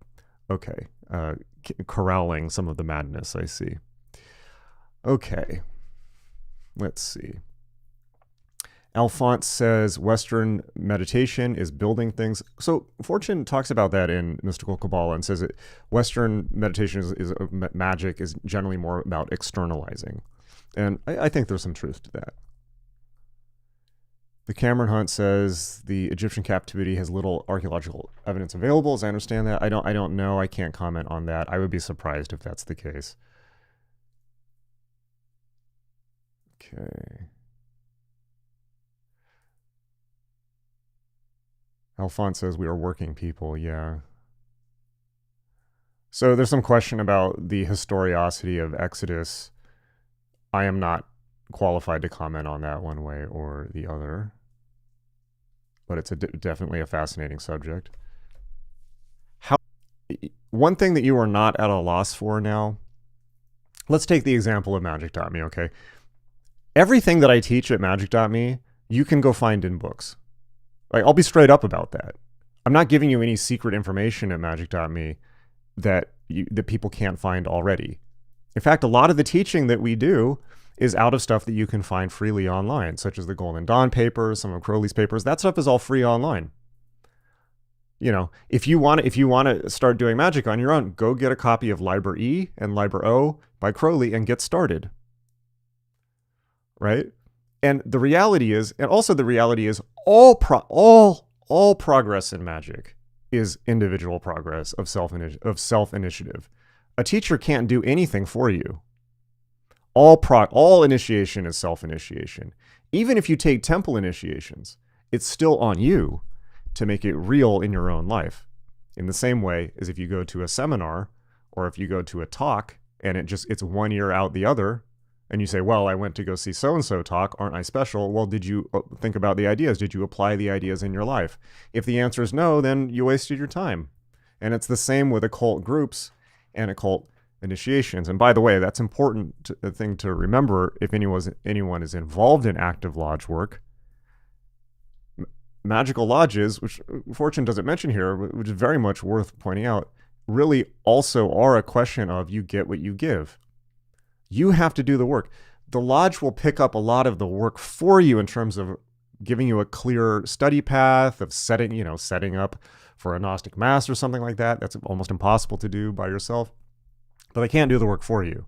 All that they can do is provide the materials and the guidance where necessary and the environment for you to do the work yourself. Now, that said, an initiatory group, let's just talk about magic.me instead of the OTO, right? I'm not in the OTO or anything like that. I'm just using it as an example because it's an initiatory school that most people are likely to, it's easy for people to get in contact with if need be. There's OTO lodges all over the world. There's even more Masonic lodges, right? So let's just take magic.me. There's nothing that I teach at magic.me that you can't find on your own. And I'll be completely honest about that. However, it took me 20 years of sorting through all of that stuff, reading all of that, filtering all that through my system, trial and error practice, making horrible mistakes, getting it right finally, practicing, getting the details so that I have the individual experience to teach. And by the way, that was not enough for me to be a teacher. Bucephus with the coming in strong with the super chat. Thank you. Cheers. Thank you very much. We got another one. Much, much appreciated. So I already knew all of the material that I teach by the time I was 25. But I wasn't a teacher. I got it to work in my life successfully in very dramatic ways. Well, in my mid-20s, I torched my life with the occult. I was in terrible straits. I could not be a teacher in this way that she's saying right now, where if somebody's in a state of nervous disorder or their life's in a shambles, they're not prepared to teach. So I couldn't be a teacher then. By my Saturn return, I had gotten magic to work to the point where I could change world history with it, and we'll leave it at that. But that also is not important, and did not give me, that only allowed me to prove to myself that it was real in dramatic ways. But that also, I was not also not ready to be a teacher.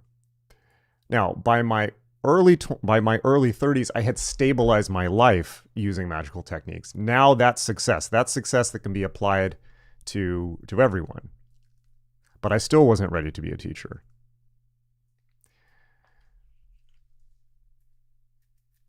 In order to be a teacher, I also had to live life. I had to go experience life as everyone does, more than I already had. It's not like I wasn't already, but it's like I needed the experience of, for instance, being stuck in a dead-end job, being stuck in a dead-end relationship, overcoming illness, things like this. I needed to experience the types of problems that we all face. And so basically, long story short, I was too young to be a teacher. I needed more experience of life. And that doesn't mean occult experience, because I had more occult experience at that point than pretty much anyone you can name. But that's all fine and well when you're doodling off with symbols in a temple. That's not real life. And in my 20s, I joined every initiatory order I could get my hands on. And then I left all of them, including my primary one. And the reason was, there were multiple reasons, but the main reason was I told myself, if I cannot get this stuff, it's all well and good to impress people with what you know in a lodge or a group or online. It's all well and good. And it's all well and good to play the grades game in an order where you're like, well, I'm this grade, so I'm such and such. But it's all LARPing at the end of the day. In my way of thinking, if it doesn't keep your head afloat in the real world, it's not worthwhile. And in my way of thinking, I was going to get it to work in the real world. And either that was going to work or I was going to die, right? Or if not die, then go back to being a normie in defeat, right? So maybe die is, maybe unaliving is too dramatic, but either it was going to work and I was going to become this person, or it wasn't going to work, in which case it's not real, it's not valid. I wasted my time, but I was going to have to suck that up and go back to being a normie. And that was the deal I made with myself. And thankfully, I got it to work. But it was definitely not certain for like the first 7 to 10 years. It was very questionable. So there's a lot of qualifications to be a teacher. On top of that, I needed teaching skills. I needed to build the platform that I built in order to do it. Now I have 10 years of experience working with people one-on-one. And now I understand in real world terms the actual problems that people are trying to address with these techniques rather than theory. And now I have it to the point where by the time I work with somebody, I already know who they are. I know where they're coming from. I know what they need. I can see 10 years in advance. So I can say something that sounds casual, but it's exactly what they need to hear, right? But that didn't come from occult study. It came from me being forced to live the life that I've lived, right? And this is not, when you're a teacher, it's a little different, because when you're a teacher, you need to know every single occult practice. When you're a student, so that you can work with everyone on them. When you're a student, you only need to find the stuff that works for you. And it's a much, much easier that way. And it's a much less complicated life. Magic's already complicated, right? When you're a student, you just need to find the techniques that work for you to get to where you're going. And the role of the teacher is not to force you to do that. The role of the teacher is to say, okay, here's all the tools that you could choose from. Here's how they all work. If you need tech support on any of them, I'm happy to help. The teacher is basically tech support, right? And the way that you get to be tech support is you understand not only the technology that you're teaching, but you understand the human beings that you're teaching it to. So these are some of the almost infinite requirements necessary to actually be a teacher. And there's no way around them. So I forget how I got on that point. All right. Okay, more comments.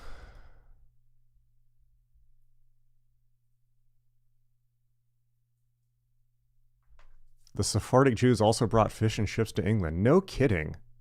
Well, good on them. I love fish and chips. Let's see. I'm scrolling back. Okay.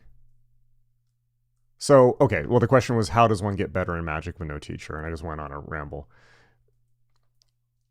Okay. The answer is the material's there. Get the material. So first of all, you need somebody to tell you what the good material is. I'll tell you right now, go get Liber E and Liber O by Crowley. Or failing that, go get Liber Null and Psychonaut by Peter Carroll, which is is also valid. It's not as intense as E and O, but it's a good entry point. Go get Liber Null and Psychonaut. Or just Liber Null, Peter Carroll. Great. Go get started, do the practices, you'll get results. Now where a teacher comes in is if you want to progress, right? And this is particularly important when it comes to spiritual matters. Right? If you want to progress, and progress means, let's just say for lack of a better way of putting it, progress towards more awakened states, then you need a teacher to show you.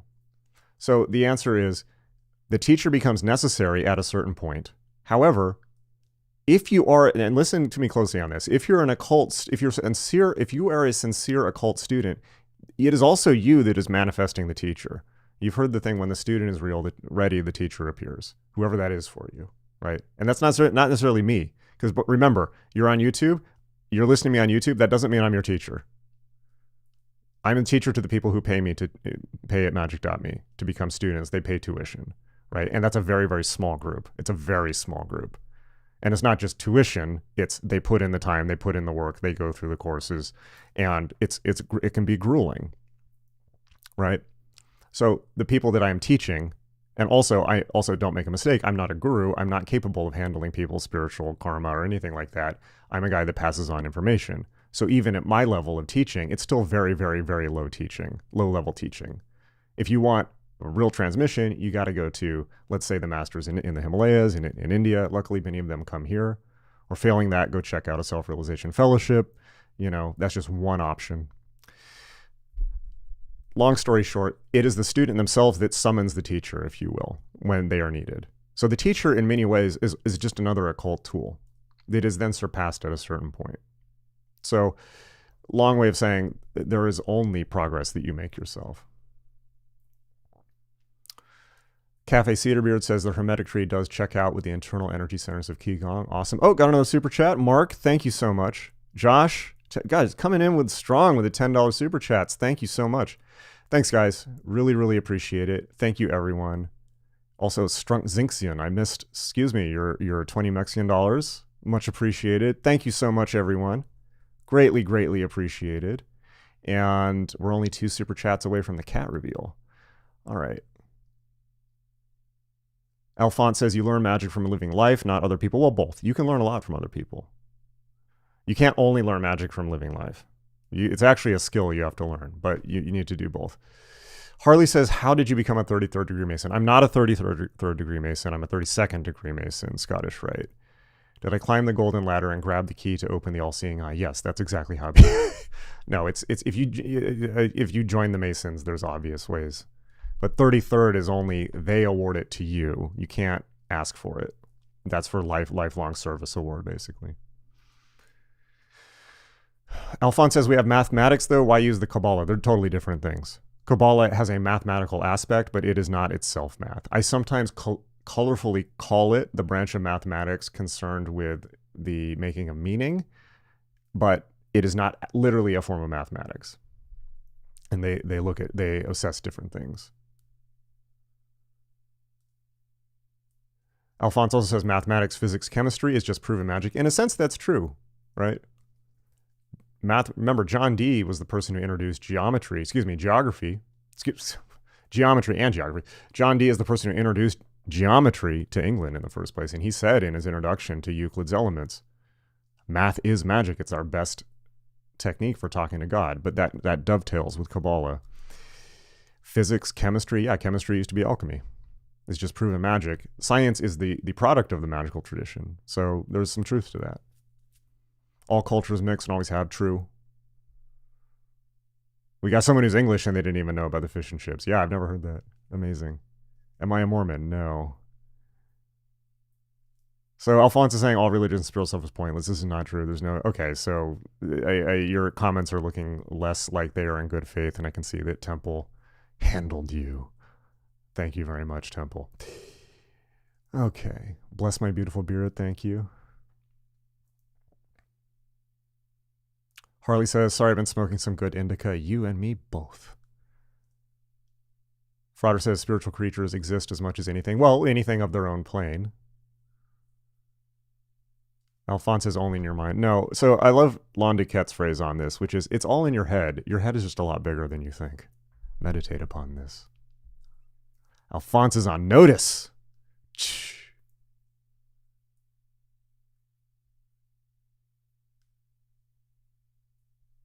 Yeah, making points is fine. Spamming's not. And also just not attacking other people in the chat. But raising points and even playing devil's advocate is fine. But yeah, don't be trolling. Spiritual practices and entities can help realize true will. Just because it happens in the mind doesn't mean it doesn't apply in reality. Yeah, I mean, that's a very straightforward point to make on that. Yeah. Even if it's all in your mind. Like, for instance, Adept 2, I'm teaching right now, is all about astral. And basically the attitude I'm having people take on that is treat it like it's a single person role-playing game. Treat it like it's a game, right? So don't take it too seriously. But look, how many times you can read books or watch movies or listen to music or play games, and all of that is in your head. But I guarantee you some of those experiences have shaped your life more than many quote-unquote real people in your life, right? And you're probably on a closer basis with many fictional characters than potentially even family members. So it's all in your head. Everything that has ever existed in this world has started as in the plane of the imagination. We have a persistent anti-imagination bias in the West, which there's good things about and bad things. But the reality is simply that. Everything that comes into the plane of matter from humans comes through the human imagination first. So tell me that your imagination is not important. You can't do it.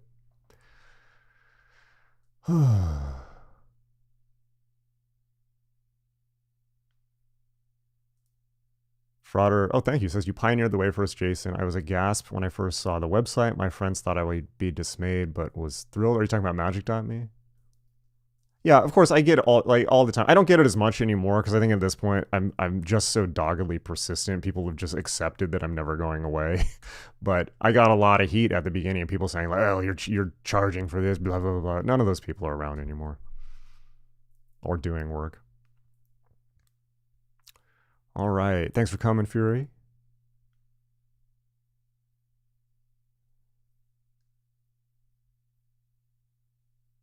Reg says, I'm glad you allow people to ask you questions if they haven't joined now. Yeah, like look, I'm only one guy, so it's like there's a limit to what I can do, but I'm trying with all of my mind. And also, like, I have this like cool setup now, like an actual camera and lights and all that. That is totally provided by your generosity. Whether it's people taking courses like Adept 2 or subscribing, which I now have, or even just super chats. Not even, super chats are great. Actually, super chats right now are like the biggest thing on this channel. There's a huge deal. That really helps. It helps me do this, right? So I'm only one person, but my hope is I can leverage technology to get a bigger reach than I can. I'm not a big organization. I'm not like, you look at these spiritual technique people like Deepak Chopra or Amma or any of these people where they have like whole flotillas of personal assistants and their feet barely ever touch the floor practically, and they've got whole like corporate systems set up behind them, and it's big business, right? We're talking about hundreds of people in their organizations, and they can be very cutthroat, right? I don't have that. I've just got the internet. So, but my hope is that, my message and my sincerity combined with technology can have an equal or greater impact.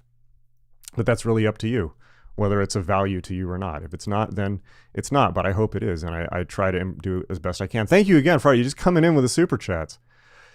On my podcast with Lon, he added clarity to his famous head quote and actually said he fully agrees with everything Stephen Skinner, I assume, believes in claims about spirits. That was quite the moment. Sadly, few thought it was significant. Okay. Wow. So Lon basically said spirits are objectively real?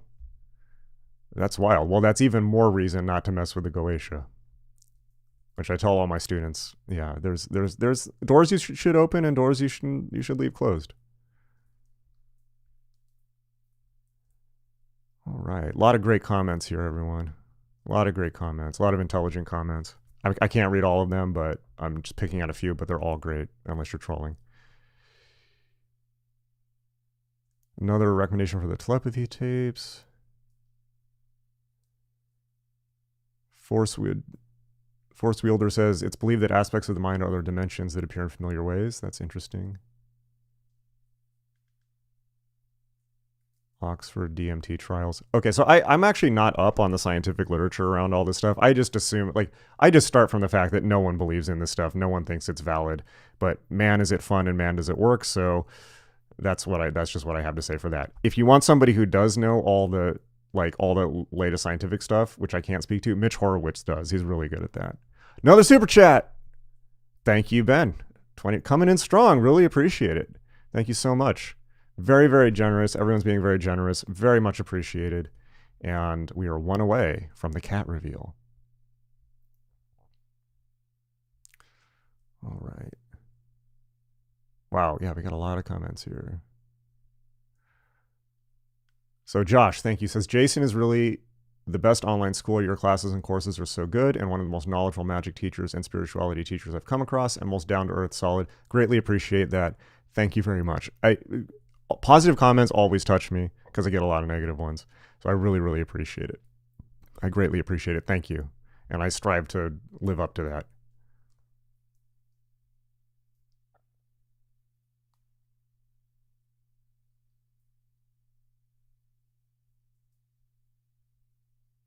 So people are kind of going back and forth on whether magic can be proved or not. I'll solve that for you right now. It can't. It's subjective.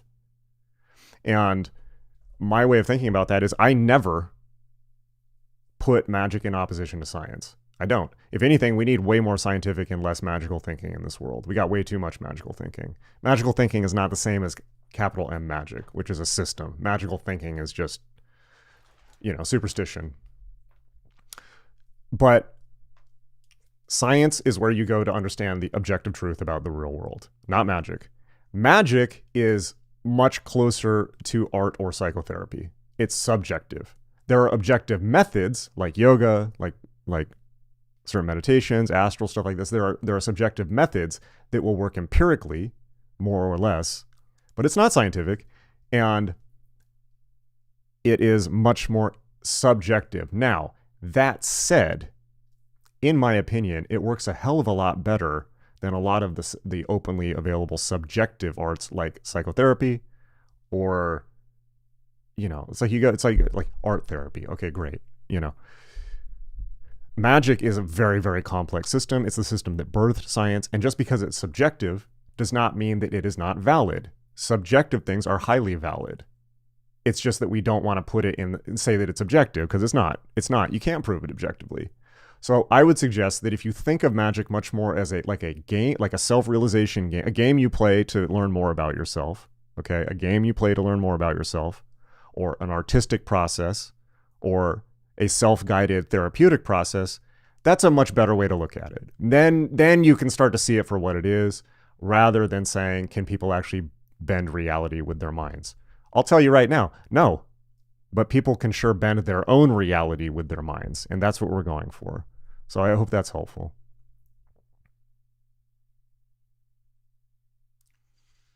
Oh, it's getting spicy.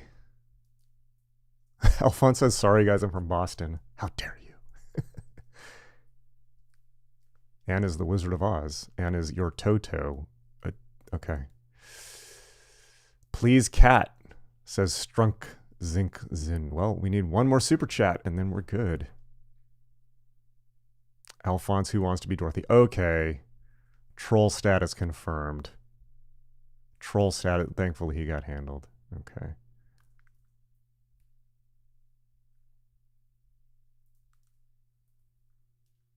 Sockmot, interesting name, says, oh, did we just get our 10th super chat? Hey. Wait.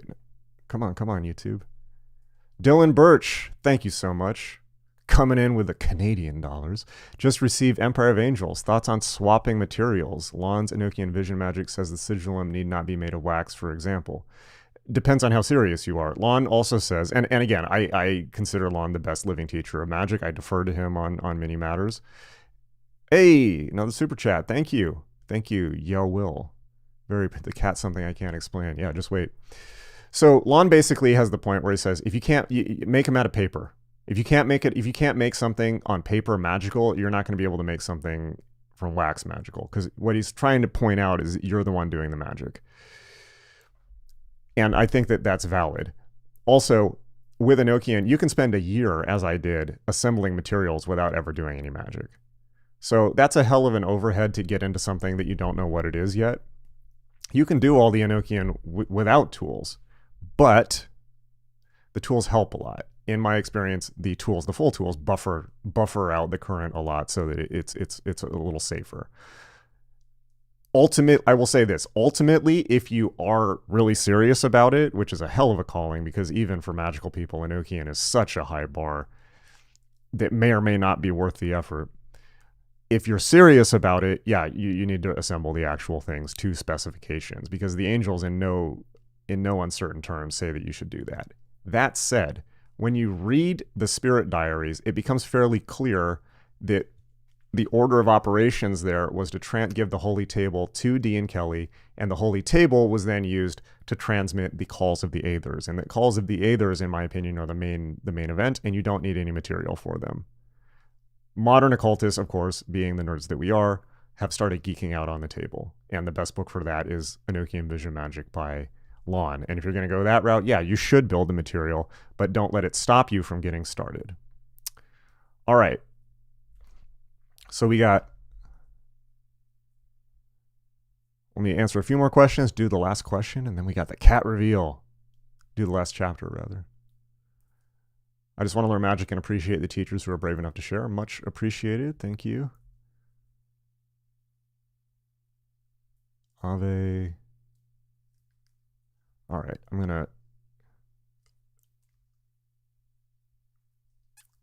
all right, John is trolling about my beard.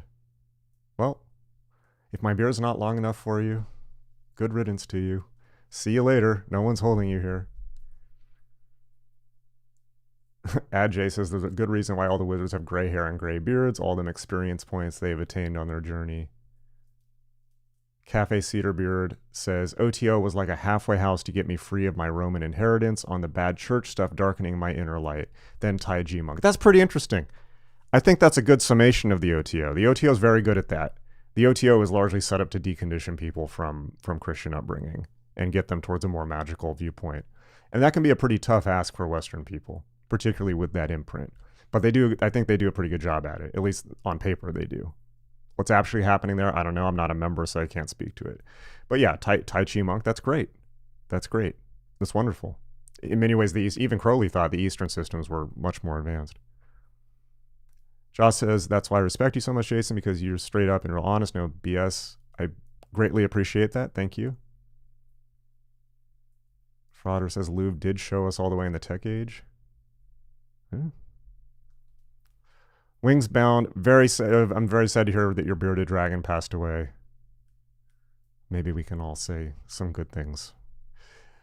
His name was Thorn, so if anyone wants to do a prayer for Thorn. Sorry to hear about that. Losing pets is very, very hard. And I used to have reptiles too, so reptiles can be great pets. Okay, I'm sorry I can't read all the comments. They're all great. Yeah, Wingsbound says, Dion Fortune has a quote about this. Things can be thought of as real. Insomniac, can I only do the LBRP and expect to progress still? I heard the Golden Dawn would make their adepts do it before learning any other rituals. Okay, so no, you can't just do the LBRP. It's great to start, but it's a very, very, and it's an essential tool, but it's just, that's just the beginning. The Golden Dawn actually the Golden Dawn, historically speaking, didn't even give its initiates the LBRP until they hit Adeptus Minor. Golden Dawn initiates never even got to do magic until they hit Adeptus Minor. I could be wrong about that, but that's what it looks like on paper. So, yeah, Imagination Land, South Park. Great, great movie. Oh, interesting. Okay. Oh, this is great. Okay. Recuerda Club says, a few streams ago, you recommended image streaming to be able to open the visualization, I take you have aphantasia and a 100% black screen with your eyes always closed. I've been advancing in the concentration near the first jhana of absorption, and some flashes of lights, wonderful, begin to appear that turn on and off with a rhythm, and sometimes the eyelids too. Is this a good sign? Now that I'm going to start with the image streaming technique, I would like to know, when I manage to open my vision, how the magical practices would be done. Okay, well, these neurological effects, let's just say neurological effects, come and go during the meditative process. They're different for everyone. They may come and never show up again. So, or they may persist for a while and then go away, or they may persist. It's really different for everyone, and we don't know enough to be able to say what they are. But we do know enough out of all the classic manuals to know that the proper response to them, which is simply to note them and keep going, and don't get too hung up on them. Sounds like you're doing everything right. If you know the language of jhanas, that can be helpful. Just don't let it get in the way of the practice, because sometimes when you are looking for jhanas, you are putting the map before the territory sometimes. But that said, they can be very helpful for classification. Okay. Would it have to be with the image streaming technique? That is, narrate what I'm seeing doing the ritual out loud. So image streaming is just a way to help. If it helps you, then incorporate it into practices. If you get to a point where you don't need it, great. But, it can be done with all these practices. Wingsbound says, to say that a thing is imaginary is not to dispose of it in the realm of mind, for the imagination or the image-making faculty is a very important part of our mental functioning. Yes, that could have been said by... Oh, that's a Dion Fortune quote, I take it. Yeah. Yeah, very good. Yeah, sometimes people say that the stream is glitching. It's not glitching on my end. Everyone's different. So... Many thanks, Ben, for the appreciation. Thank you, Frauder. Okay, thanks for the appreciation on the Reich video. What a creep indeed. Okay, should I do the cat reveal before or after the last Dion Fortune? Let me know in the chat. All right. Frauder says, Jason, you're also one of the very few actual occult celebrities we have, period, and we could do much worse than you and Eccles. Thank you. I appreciate that. Dylan, what about the holy table? Thoughts on opening that door? Well, that was basically covered by what I just said previously about Anokian. Middle pillar is better than smoking cigs. Yeah, that's for sure. I wish you hadn't ruined Wilhelm for me. I wish I hadn't ruined Wilhelm Reich for myself. Okay. But the truth's the truth.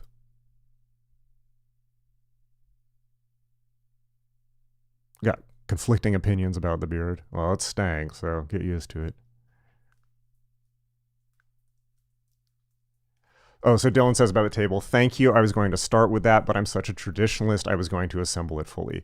So that's great. If you have that commitment, do it. The main thing is finding the wood is really hard. But I did it. It took me a year. And it's not perfectly clone correct, as we might say. That's a comment for Bucephus. It's not quite clone correct. But you should do it if you get serious. And I will say the following things. One, be very careful because there were multiple versions of each part of the table transmitted by the angels. And if you just go by what's online and you're not very, very careful going back, again, just go out of lawn stuff. Okay, go out of lawn stuff and you won't go wrong. But if you try to put it together, you're very likely to end up painting the table in reverse since it was originally printed with a printer's error in reverse in Casaubon. So you have to be very, very careful. And there were two versions of the table. And so basically, if you're going to go that route, like stick with lawn stuff. Because like I ended up having to redo the table like 2 or 3 times. Because I get the whole thing finished and then I realized that I had gotten something wrong because it was printed wrong. It's infuriating. It's infuriating. But yeah, don't wait to assemble it to start. You don't need anything to do at least the calls. Bola says, do I have an opinion on the Esoterica channel? Okay. Great question. I haven't really watched his videos, but I've read his academic writing, and damn, I gotta say, Justin Sledge, damn good writer. Damn good. I read his paper that he wrote on John Dee between Leogeth and Kozening, I think it's called. It's the best summation is the best take on it I've ever read anywhere. So I have great respect for him. I haven't really watched his channel. I probably should, but I have a lot of respect for Justin Sledge, Dr. Sledge. Morta Nerd, is reaching the HGA a worthwhile goal in your view? It is the only worthwhile goal. Nothing else is worthwhile.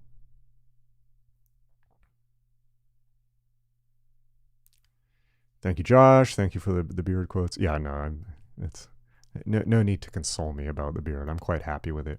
Okay, we got 1 after, 1 before, and 2 afters. So I guess the cat reveal comes. After, unless anyone wants it now. If I get a super chat saying cat reveal now, I'll do it. In the meantime, chapter 19, the ideals of occultism, the final chapter. We finally made it. Session 4. Thank you for everyone who's been with me for all 4. How about the Foolish Fish channel? No comments. I know they've been around forever, but I haven't looked at their stuff. I have no opinion on it. I'm not against them. I just don't really know what their stuff is. I haven't looked at it, but they've been around for a while. Yeah. The ideals of occultism. In these pages, I have repeatedly pointed out the dangers and pitfalls of occultism, but to point out the weaknesses of a movement is insufficient for its remedying. Frauder, again, coming in with the Canadian bucks, just throwing them around. And there's a new corrected Holy Table of Practice in the new edition of Peterson's Libra. There is? Is it? Okay, hold on a second.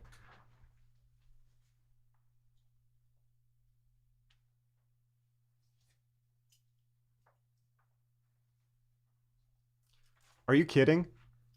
Like, seriously. So I have this book. It was sent to me. It's like different than any of the... It's different than Lawn. It's different than any of the previous ones. Oh, Lord. Please, no. Yeah, Anokian... If by the way, if you are not called with every ounce of your being to do Anokian, don't... It's a bad hobby to get into. Don't get... It's... Oh, man. Okay, so you're talking about this one? Oh, I don't know what this is. So this is different from the other printed versions. Lord God, it never ends. This is definitely... Would I ever have Dr. Sledge on my podcast? Absolutely. Absolutely. All right. Oh, man. Okay. All right. I'm disturbed by this. All right. In these pages, I've repeatedly pointed out the dangers and pitfalls of occultism, but to point out the weaknesses of a movement is insufficient for its remedying, and I would like to put before my readers what I conceive to be the true ideals and aims of occult science. That's amazing. I wrote the review? Wait, what are you talking about? Is there a quote by me on this? Okay. There is a great difference between the motives which prompt many investigators of the subject and the ideals which are held by those whom their fellow workers would consider to be true leaders of occult thought. Occultism is more than a science or philosophy, it is a religion, and its secrets are not penetrated by study alone, but by dedication. The character as well as the intellect is the instrument of occult investigation, but in contradistinction to mysticism, in which the character alone may be the instrument and intellectual qualifications do not necessarily enter, occultism requires certain powers of the mind as well as qualities of character for its pursuit. In other words, purification and dedication of character can bring us to the point where the mystic Christ reveals itself, but certain additional qualifications of the intellect are necessary for the pursuit of occult science. Many students attempt the pursuit of occult science by virtue of intellectual qualifications alone.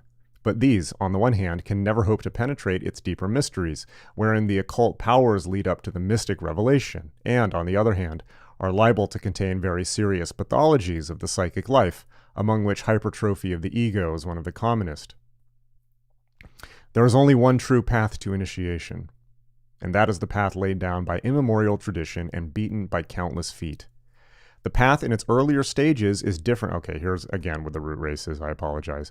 The path in its earlier stages is different for each of the great races of mankind. So again, to caveat, she's not talking about race as we currently understand it. She's talking about humans at each, or Blavatsky, that Theosophists believed the world had been destroyed and rebuilt. Human society had been destroyed and regenerated 5 times, and each of that regenerated humanities is called a different root race. So she's not talking about race in the way that we currently understand it. But it could certainly sound that way by today's standards. But these converging paths finally unite into one broad highway after the outer gate is passed. This way of initiation is not a mundane organization, but is a psychic method leading to spiritual attainment. No society or fraternity has a monopoly of its teachings, neither has any of them the power to convey the full range of its initiations. Mundane organizations vary enormously in both their power and their purity. They can never be more than a means to an end, an association for mutual help and comradeship. We make a vital mistake if we look upon any system of training as conferring initiation. Only the great initiator, whoever or whatever that may be, can confer initiation. And all human systems, whether of training or ritual, can only prepare consciousness for his coming. Critical point. We choose our occult school in the hope that it may give us guidance and protection on the path, and we affiliate ourselves thereto with ritual in order that we may become partakers of the ancient mystery tradition. This tradition is of very great value, but it is not indispensable, and while it is in the power of occult orders to convey it, it is not in their power to withhold it, for it is possible for the seeker to rise in consciousness to the temple, not built with hands, and there to receive initiation while out of the body. Such an achievement is rare, and the training and comradeship afforded by a worthy fraternity are of the greatest value to students. Each occult school has its own ideals, its own methods, its own aims, and needless to say, its own drawbacks and limitations. Human institutions, like human beings, are finite and imperfect. To its temple we bring our own ideals, and according to the consonance between what we bring with us and what we find there, will be the harmony or otherwise of our relations with that organization. If our ideals be not sufficiently lofty, we shall learn by bitter experience what are the consequences of occultism pursued by wrong means. If our own ideals be loftier than those of the organization with which we have allied ourselves, if our intuitions are a truer guide than our teacher, we shall soon find that the way opens up for us from the inner planes, as we make within ourselves the conditions that entitle us to our advancement.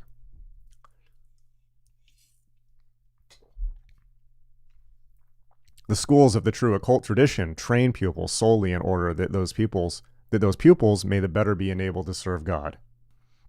They do not teach their secret methods of extending consciousness and acquiring dominion over the unseen to inquirers prompted by curiosity and ambition. To such the doors of all reputable organizations are closed, and all those who truly care for the welfare of their fellow men will be thankful that this is the case. Yeah. This material is not for people who want to FAFO, because they will FO.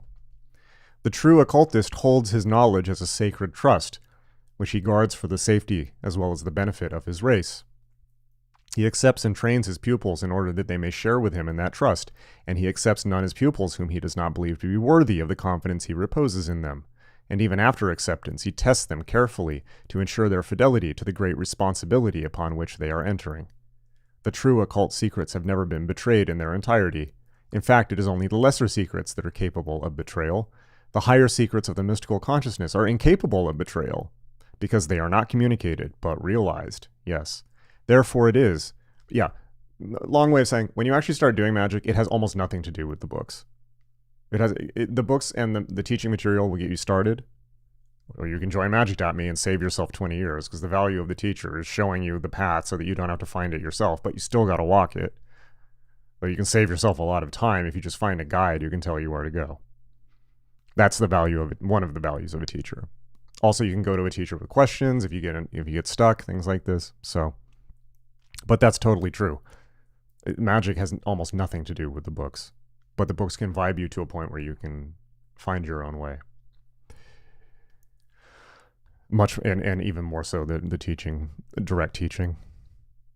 Therefore it is that occultists of the left-hand path invariably rely upon drugs for the production of supernormal states of consciousness, and do not attempt the purely psychic methods which are employed by the disciplines of the right-hand path. The higher powers of the spirit can only be obtained by the purified consciousness, and therefore are inaccessible to the undedicated and unsanctified. Also true. The adept who is the servant of the great initiator looks first for qualities of character in his pupil, and where he finds these is prepared to give the occult training, provided the mentality of the pupil is such as to enable him to benefit by it. He trains that pupil with a view to service, the service to which he himself is dedicated. That service has various subdivisions, and a brief account of them may be of interest, for it enables us to understand the qualities which are required of the candidate for initiation. Because a student enters upon one line of activity, however, it does not necessarily mean that he will be concerned with no other, for these activities are as integrally connected as the work of anatomy and physiology. But special aptitudes are required for the different branches of the work, and specialization is therefore temperamental. The most widely spread section of the initiate's work is concerned with the task of giving expression on the plane of matter, and in life to those ideals which he has realized when his consciousness has been raised to a higher plane. It is by this means that evolution takes place on the planes of human consciousness.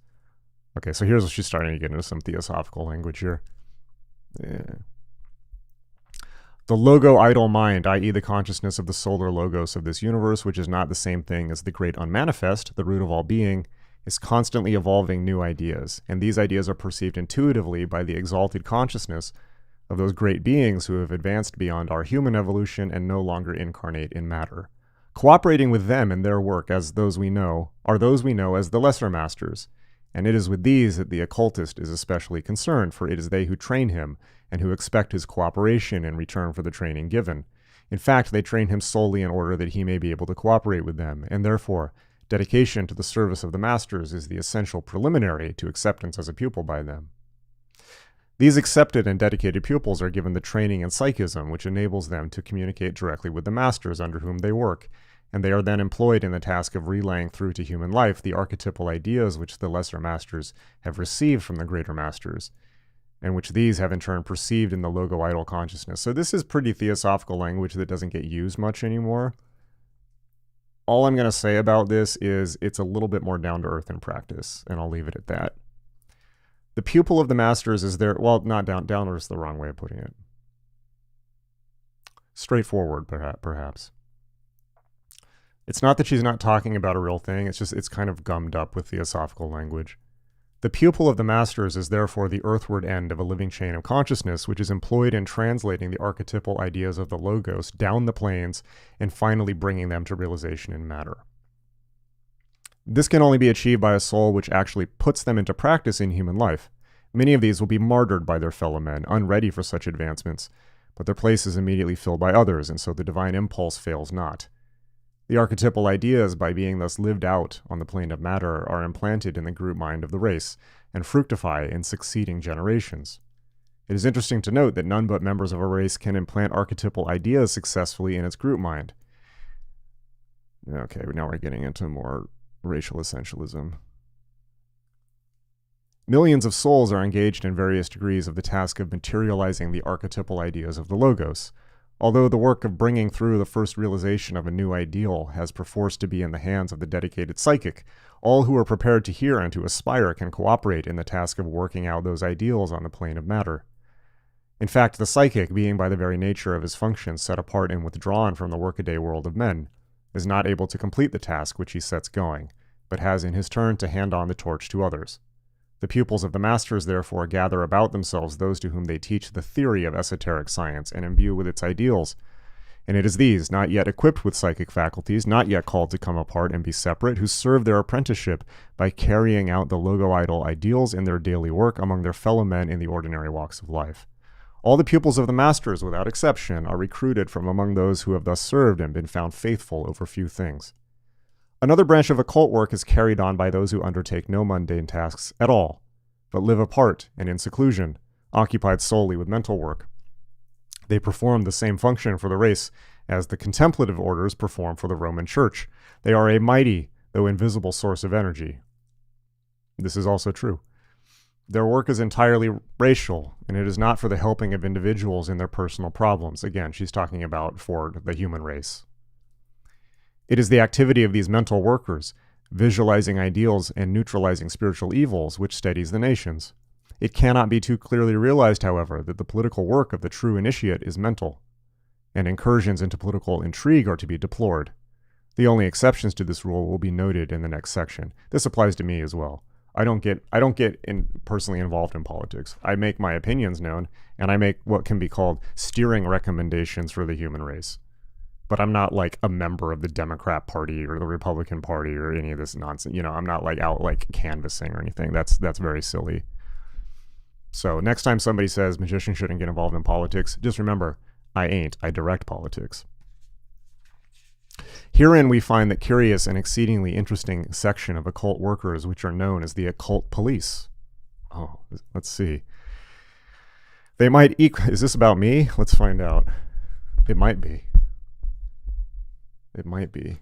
Herein we find the curious and exceedingly interesting section of occult workers which are known as the occult police. They might equally well be known as astral ambulance workers, for their task is twofold. Those cases which require their intervention for the safeguarding of society usually also result in psychic casualties on both sides. Yeah, or more than psychic. Go look at the voodoo video. Their task it is to combat black occultism and deal occultly with those evils which arise from the abuse of esoteric knowledge. This organization is highly developed and ramifies in the most extraordinary network through our social life. It does not meddle with normal crime, nor even political crime, or movements which a generation considers subversive, but which a later generation may look upon as the dawn of a new age. It concerns itself solely with those movements which are availing themselves of the little-known powers of the mind, and it deals with the mental element on its own plane. The occult police is unorganized on the physical plane, save for small fraternities, whose members work in cooperation, but it acknowledges the spiritual authority of those who are concerned with the direction of human evolution. It is on the side of liberal movements generally, but also on that, and this is liberal by her terms, 1960s, but also on that of law and order, knowing that it is essential that the organization of civilization should not break down in the attempt to effect reform, the remedy for the disease, thus killing the patient. I'm just going to read this again. The occult police are on the side of liberal movements generally, but also on that of law and order, knowing that it is essential that the organization of civilization should not break down in the attempt to effect reform, the remedy for the disease, thus killing the patient. More relevant words. Hard to find these days. Okay. It also guards from the insidious moral poison disseminated by occultists of the left-hand path, whose activities are invariably bound up with either drug-taking or sexual abnormalities. There is a psychic organ. Okay, so again, yes and no. She's definitely, the homophobia and racism bubbles up to the surface. It is certainly of its time. But the general point of relying on drugs, or I would consider sexual abnormalities to be anything that is that degrades oneself or other people, or most certainly is undertaken without consent. That must be stopped by force, if necessary. There is a psychic organization on the astral plane whereby the Great White Brotherhood keeps track of the activities of these individuals and brings them to the notice of those on the mundane plane who are in a position to cope with them. And so the work of the world gets done. Apparently that is about me. There is always this invisible counterpoise of dedicated mental workers throwing its weight as needed to retain the balance of things. Putting aside the prizes that attract humanity, utterly selfless, highly trained, taking great risks, these invisible workers come and go about the world, known only to their brethren. Moved like pieces upon the chessboard by those upon the inner planes whom they serve, there is no apparent organization or cohesion among them upon the mundane plane. It is only the long series of opportune coincidences that attend their operations, which point to something more than a fortuitous sequence of chances. They are men and women with no outward appearance of celebrity who seek to avoid rather than to attract attention. Well, I guess this isn't about me. Or is it? All the deeper occult work is done in concealment, none knowing the whereabouts of the ritual lodges, firstly, in order to prevent any occult attack from being focused upon them, and secondly, in order that the members of the organization may not become known to any save their brethren. For the ramifications of the occult orders are widespread and extend in some unexpected quarters. The training received by the neophyte in these organizations, though it varies in detail, is similar in principles. Firstly, he is given a training in the metaphysics of occult science. He is taught to interpret the astral symbols so that he may realize their mental significance. The initiate of a true occult school does not make the mistake of turning a symbolic system of metaphysics into a geography and zoology of the astral plane. That's great. I'm going to read that again. The initiate of a true occult school does not make the mistake of turning a symbolic system of metaphysics into a geography and zoology of the astral plane, meaning the map is not the territory. He knows that the marble halls of learning are but thought forms used to focus power. He knows that the king of the world and his myrmidons are organized systems of forces, not entities. He knows that the key to occultism is psychology, and he leaves these superstitions to those who are without the gate of the mystery tradition. He is instructed to live an abstemious and simple life, but not an eccentric one, and he is counseled not to diverge in his habits so far from the customs of his race as to break his connection with the group mind. He is distinguished from the unenlightened, not by his clothes and personal habits, but by his mentality. Two qualities characterize him, his serenity and his courage. These are the sine qua non of an initiate. His training is designed to make him this is about me. His training is designed to make of him a man of steel with a heart of compassion. He is tried in the furnace of sorrow and suffering until his nature undergoes the flux of the soul and can be remade. Then he is forged on the anvil of discipline by the hammer of danger. Out of that forging he comes as a steel blade. That blade may be a lancet, or it may be a sword, but nevertheless it is a blade. Those who are interested in occultism but little realize what goes to the tempering of the soul of an adept. Yeah, true. I hadn't read this before, and I just described some of it. Just the tip. It's a lot. So she agrees. Those who are interested in occultism but little realize what goes to the tempering of the soul of an adept. The mystic may till the garden of contemplation, but there is much more of the soldier than of the husbandman about the occultist. I feel so seen. Thank you, Violet. I feel so seen. There is much more of the soldier than of the husbandman about the occultist. But like the soldier, being under discipline, his is without responsibilities, and consequently he has in him something of the joyous and carefree nature of the soldier on leave. His wants are simple, and he knows that those who command his service will see to it that they are supplied. The child in him remains unrepressed, and when he relaxes the bent bow of his psychism, he reverts to the child. This is very characteristic of the true adept, and distinguishes him from the charlatan, who is forever playing to the gallery. Yeah, I just am as I am. You like me or you don't. If you don't, great. There's probably somebody you'll like more. As simple as that. The fully initiated adept should have the threefold contacts of mystic devotion, occult wisdom, and the primitive nature forces. The spiritual, the intellectual, and the elemental must be perfectly balanced in his nature, and so disciplined by the will that they are absolutely flexible to the control of the judgment. The character of the adept may be summed up in one brief phrase. He is a soldier scholar dedicated to the service of God. I love that. I love that. He is a soldier scholar dedicated to the service of God. And with that, we have concluded SANE Occultism by Dion Fortune. We did it, everyone. We made it. Okay, let's do look at comments and then the cat reveal at long last.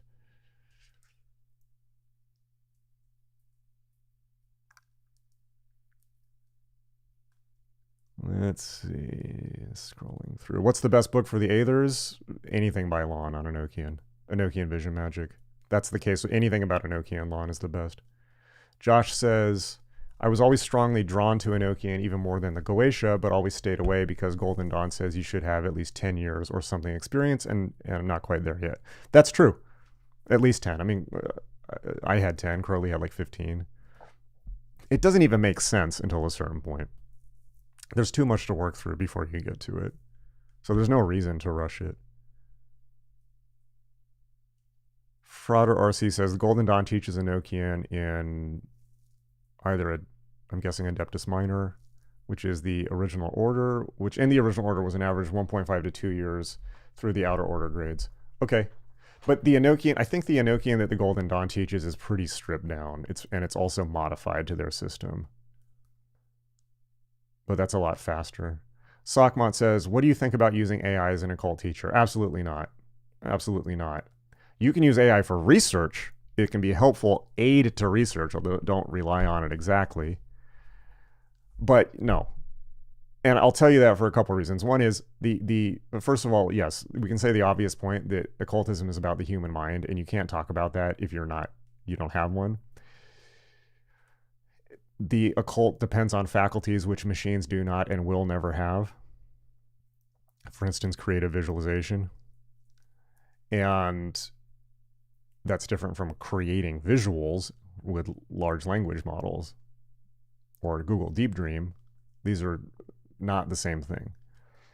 The other thing is, look, just practically speaking, like I use AI all the time. I think AI is great in a lot of ways. It sure beats Google, right, for finding information or collating large amounts of information quickly. It's great. Large language models are very, very powerful. But look, I ask it all the time to summarize things, and the occult information it brings back is just wrong.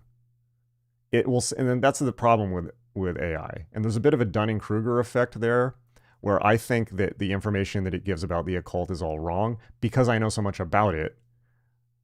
Whereas, meaning it's probably giving wrong information about all the stuff that I don't know about, and I'm just taking it at face value. So you got to be very, very careful with AI. All that it is a thing for correlating patterns in large amounts of language. That's it. It's not inherently intelligent. It's not alive. It's not sentient. It's just it's basically a huge pattern. It's a pattern matching program on gigantic SQL databases, more or less, right? So no, you can't. It's not possible. You're going to get bad information, but it's great for research. So Sockmont, isn't it a matter of time before someone makes a Jesus AI and calls it the second coming? Unfortunately, yeah, but that will be completely delusional. I also think the Google whistleblower guy who apparently was into magic, or is into magic, who said that Google's AI was sentient. No, I don't think so. Kisa, I took part in Adept Part 1 live in early 2020. I can attest it changed my life for the better and saved me so much reading. I wish I had the time to do Adept 2. I will have to purchase it later. Thank you, Kisa. I'm really glad I was able to be of help. Very much appreciate it. Adept 2 will be there when you're ready. If it's not time, it's not time. But it will be, it starts March 16th, but you can come back to it later and start later if you like. If you want to do the program live with me, we're already doing pre-program stuff, pre-program training as of yesterday. But jump in, adept.magic.me, ADE, actually, you know what? I can just put up text now. Let's do that. Wow, we're living in the future where I can actually put text on a screen. Okay, so adept.magic.me. I got the dates wrong on it, so that means it's officially starting on the 16th, but because I put March 1st on the advertising by mistake, that means I'm giving everyone 2 weeks of extra content, which starts now. So it's preliminary practices. So you're not missing anything if you join anytime now between now and the 16th. You're not missing anything. Sign up, Adept Initiative 2. It's waiting for you if it's the right time. All right. Josh, I think I'll stick with Jason's school and teachings, but thanks for the info. Okay.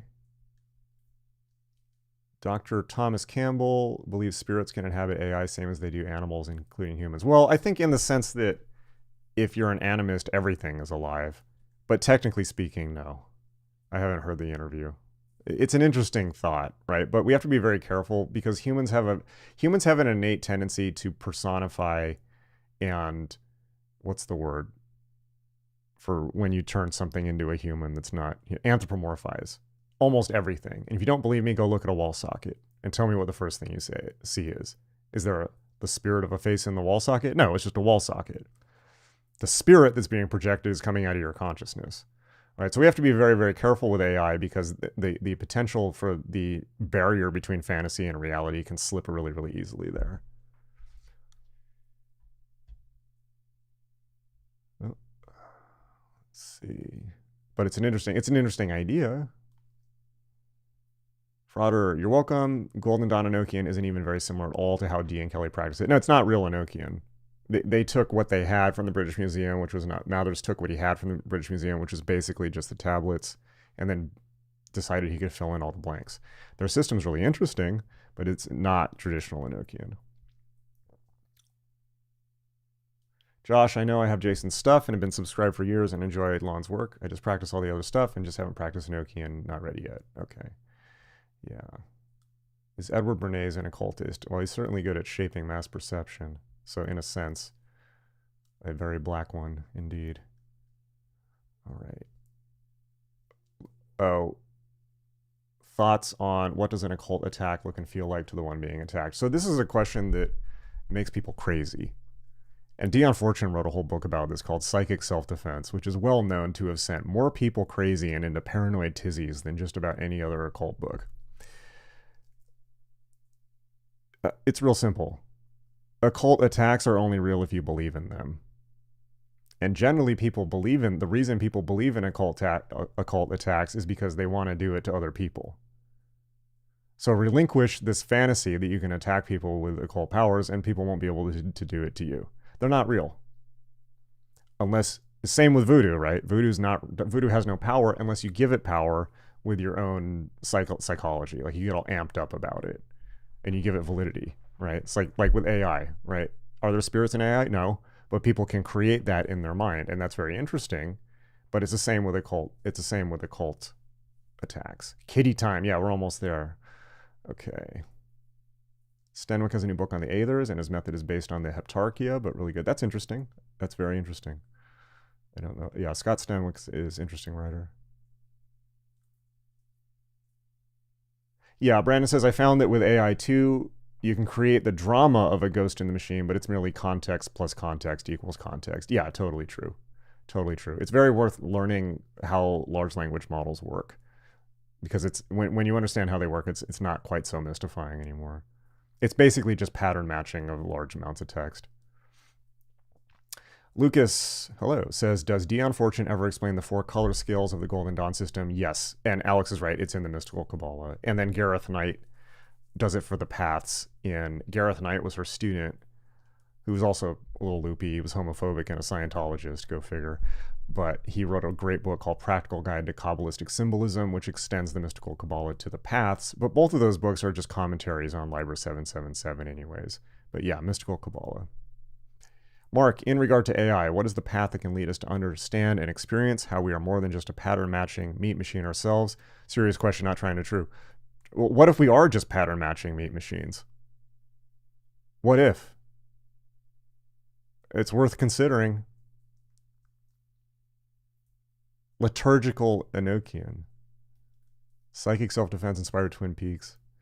So I know that, I hadn't heard that, but I know that Twin Peaks was written by Mark Frost, not David Lynch. Mark Frost is a great writer. He wrote a great, great book called The List of Seven, which Alan Moore later ripped off for The League of Extraordinary Gentlemen. It's a great book. It was completely ripped off by Alan Moore. So all that occult stuff in Twin Peaks is Mark Frost, and Mark Frost was, I believe, at least interested in theosophy, or maybe even is a theosophist.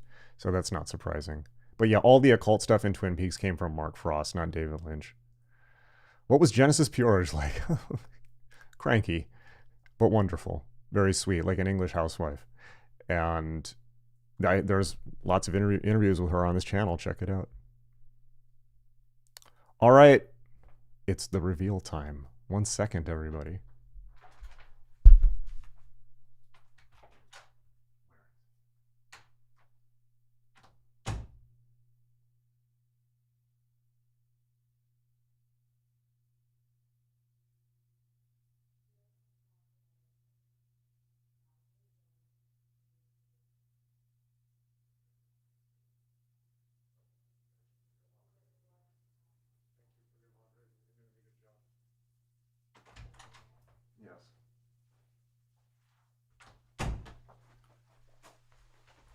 And here we are, the cat Osiris.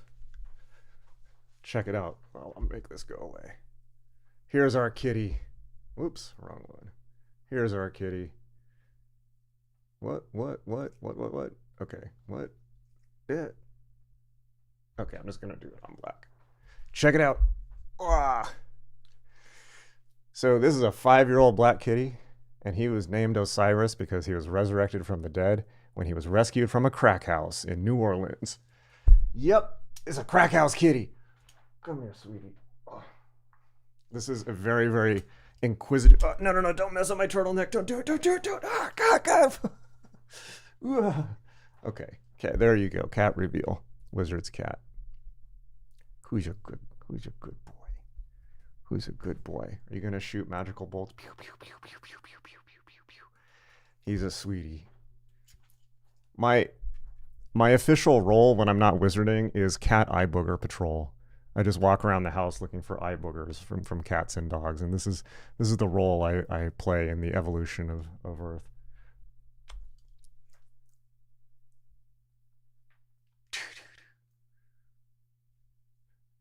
Lucas says black cats with green eyes are the most intelligent. Interesting. Yes, he's very intelligent and very curious and inquisitive and playful and cuddly. The other three are a little... Oh, he's taking over the stream. It's Osiris's stream now. Any questions for Osiris?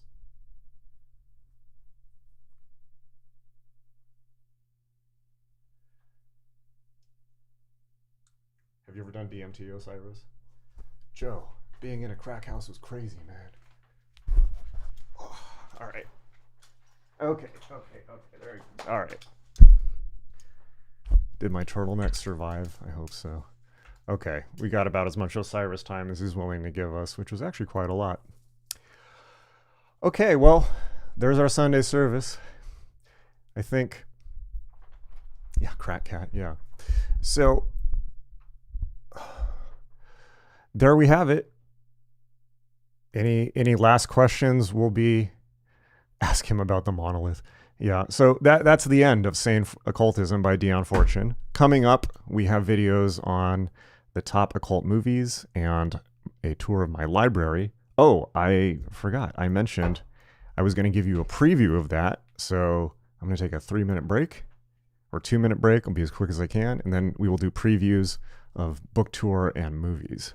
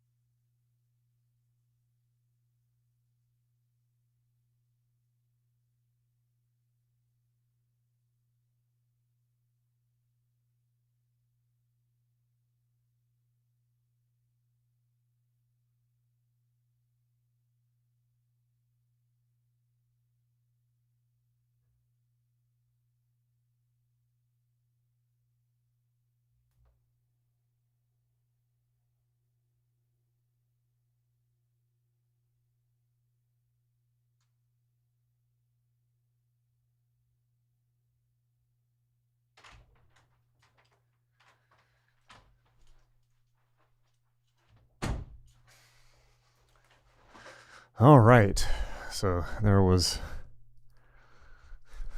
the chief initiator of the Aeon of Osiris himself. Wow, we just hit 666 views. Damn.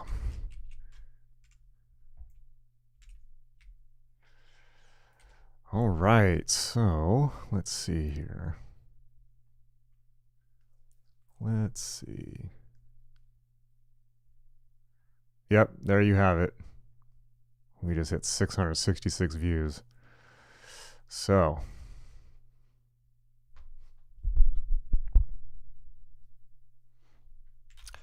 here's what we're going to do. So, since you all have been so generous with the super chats, and I really mean that, I'm very, very grateful. I'm going to start off, I'm going to give you the full preview, and I'm going to tell you my top 15 occult movies of all time, because I did sit down and work it out.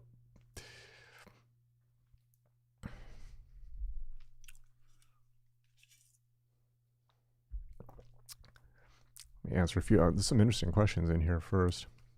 Hey, thank you, Kevin, for the Crack House Kitty super chat. Greatly appreciated. Lots of love for Osiris. Thank you, thank you, thank you. Thank you, Frauder RC. Thanks for coming in. Sockmot Cat is the real occult teacher. Very true. Vox says, thanks, Jason. Keep going. Man, you're great. Appreciate it very much. Greatly appreciate all these positive comments. They keep me going when the haters come. Drib, when practicing a specific system of magic, how often do you make time to practice? At least 30 minutes a day, every day. An hour is better. John, is it common that drama comes to the surface before a spiritual retreat? Yep. Oh, yeah. Oh, yeah. Oh, yeah. That's normal. Or after. Yeah. Should I read Isis Unveiled before Secret Doctrine? Is it necessary? I haven't actually read Isis Unveiled, and I've only read half of Secret Doctrine. I think they're very different books. Isis Unveiled is about psychic phenomenon, and Secret Doctrine is about all kinds of crazy cosmic woo. I find those books to be kind of like reading Marvel comics. I wouldn't take them that seriously, but they're fun. So I don't think you have to, though. Yeah, Vox says karmic acceleration is natural and very common before or after, I will say, a spiritual retreat or advance or initiation. Yeah, absolutely. Absolutely. Absolutely. Crack House Kitty would be a great name for a band. Are you going to Vipassana and Joshua Tree? That's interesting. Yes, please like and subscribe. Please make sure you like and subscribe, hit the notifications bell, and also you can now become a channel subscriber. Or rather, you can actually become a member. We have membership tiers now. So if you remember, I asked earlier if people had ideas of what they would like at different membership tiers. Please chime in with that. I'm very, very curious. Okay, my top 15 occult movies of all time. I'm going to read you the list now, and then I will do a video of at least the top 10 where I include clips and talk about them and go into more depth and all that. But I'll give you the preview right now. So, in order, and you can tell me what you think, in order, here are my top 15 occult movies. Number 15, The Devil Rides Out. Great Hammer horror classic. Number 14, Head, the Monkeys movie, which makes fun of Eastern gurus and is hilarious. 13, Daughters of Darkness, a phenomenal lesbian vampire movie from the 60s that is very, very... well, you just have to see it. 11, Until the End of the World, Wim Wenders' movie about what happens in a world where people can watch each other's recorded dreams. Fascinating movie, great movie, lots of good music in it. Wait, that was 12. Number 11, Heart of Glass, directed by Werner Herzog, which is about alchemy and is a phenomenal, phenomenal movie. So now we get into the top 10, which are a little bit more explicitly occult. Number 10, The Magic Christian, which is a great movie about... it's a great movie about Ringo Starr, and I forget the main actor in it. Peter Sellers and Ringo Starr basically go around the world with an infinite budget, creating Gurdjieffian pranks to wake normies up. It's awesome and very English. Number 9, Jubilee, directed by Derek Jarman. It kicks off with an amazing depiction of the Anokian scrying sessions with John Dee and Queen Elizabeth. And then Dee and Elizabeth time travel and transport themselves with magic. Well, first they summon an angel who's played by Adamant. And Adamant transports them to Thatcher's Britain in the late 70s with punks everywhere burning, like lighting cars on fire and stuff. It's great. It's probably Derek Jarman's best movie. Great, great, great. 8, The Man Who Fell to Earth, starring David Bowie. Excellent film. It very much captures magical consciousness.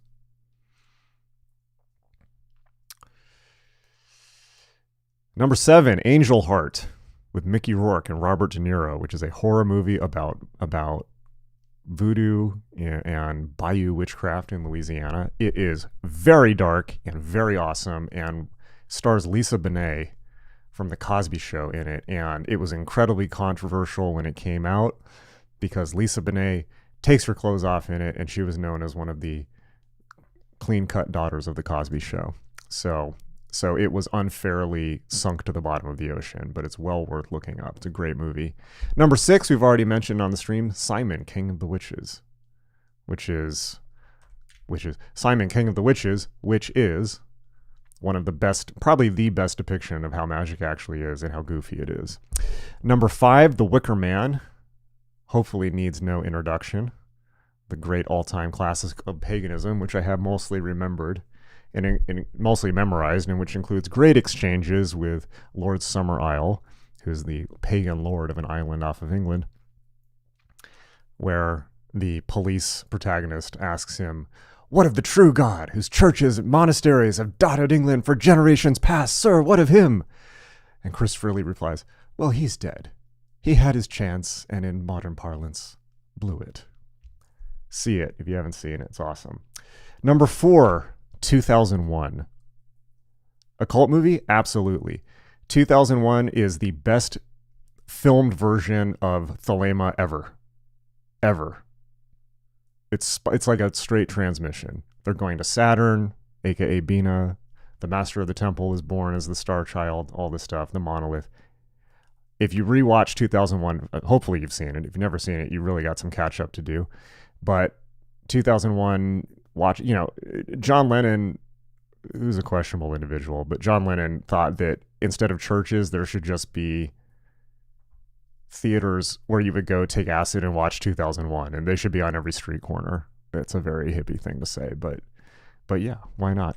Number 3, The Ninth Gate, should hopefully also need no introduction. Get docked in points because it was directed by Roman Polanski, who is a PDF file and is still at large in Europe, evading charges for preying on Klaus Kinski's daughter, and was wrapped up in the Manson murders and all this stuff. So very, very unsavory movie, but Ninth Gate is a great movie. Excuse me, very, very unsavory director. It's a great movie. Number 2, Silence. Directed by Martin Scorsese. Didn't make a big splash. Amazing film. It is my all-time favorite movie about spirituality, period. It's about 2 Jesuit missionaries who go to Japan in, I believe, the 16th or 17th century, played by Liam Neeson and Adam Driver, who, also known as Kylo Ren, who attempt to convert the Japanese pagans to Christianity. And it is the best ever meditation on faith I have ever seen. It's great. I saw it in the theater. It was incredibly moving. Watch it big screen, turn up the sound, phenomenal. So Silence, got to see it. And number 1, it's obligatory. I had to put it in number 1, Holy Mountain. I just had to. Holy Mountain is the best movie on the mystic path ever made, I think. And it's so obvious as to be a cliche, but it's that popular for a reason. So Holy Mountain, Jodorowsky, if you haven't seen it, why not? Get to it.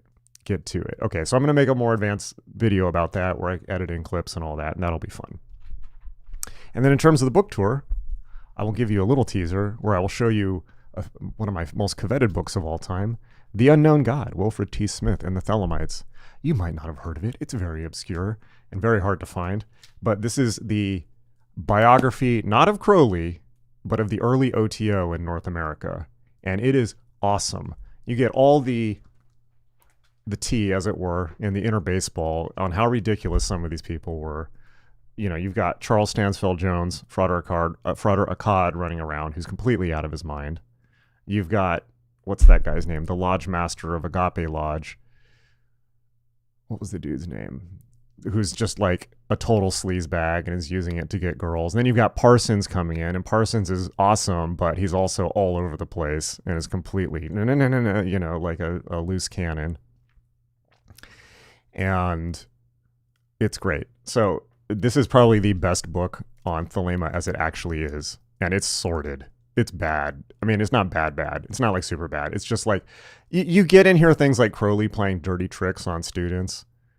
Like he wrote this thing where he tried to there was this one OTO member was being so problematic for everyone that Crowley told him he was a god and that he had to go sit in a shack in the middle of nowhere for months to figure out which god he was. It's just an unbelievably cruel thing to do to people, do to somebody. But yeah, great book. But we will give you a full book tour soon. I have not seen The Fountain by Darren Aronofsky, and I did not know that Howl's Moving Castle was an occult movie. All right. So there we have it. Please like and subscribe. Send it to your friends. Send it to your enemies. Send it to all the people that you don't know. Make sure you hit the notifications bell. Join us in the Adept Initiative, which is starting March 16th. There's still time to join the Adept Initiative too. Join in. It's going to be awesome. We're exploring the astral plane, and it's things that have never been tried before ever at magic.me or anywhere online for that matter. It's going to be interesting. Group astral travel. So, and it will be of great benefit to do it live with a group because then you get the egregore effect. All right, you can do it later from the pre-recordings. That's totally fine too. But if you do it with the group, you get kind of the group current to bring you along, which is a real thing. And of course, I now have membership tiers on the channel. So I don't think anyone put in anything that they want for the tiers, but there will be things. Right now, there's already rewards.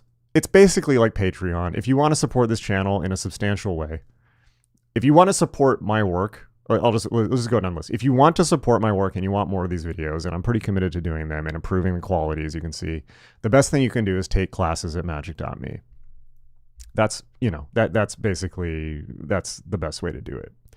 The next best way to do it is to become a member of the YouTube channel, and that's basically like Patreon. There's different tiers. You get different rewards. It's the YouTube equivalent of Patreon. It's much, much cheaper than taking courses, and everything helps. It is of great appreciation. $1 super chats help. Also, you can super chat that even $1 that helps. And for $1 a day, you can support a magician in your neighborhood for less than $1 a day. So, and then of course, most of all, just like, subscribe, participate, share the videos, share them on social media. That helps a lot. Just sharing the videos, because I talk about some pretty controversial stuff, and I'm trying to get better at working with YouTube's content filters, but a lot of these videos are just not going to get monetized. For instance, anything that's controversial is not going to get monetized, and that doesn't mean I'm not going to do them, because I want to keep talking about things that need to be talked about, but it just means that we need to be a bit more clever on how the channel stays afloat. So subscriptions are really important, and I have merch coming as well. Okay. Yeah, occult anime. Now that would be a good video. Evangelion, lots of Kabbalah in there. All right, everyone, lots of love. Like, subscribe, sign up. Great to see you, and we will be back next Sunday for who knows what, because we're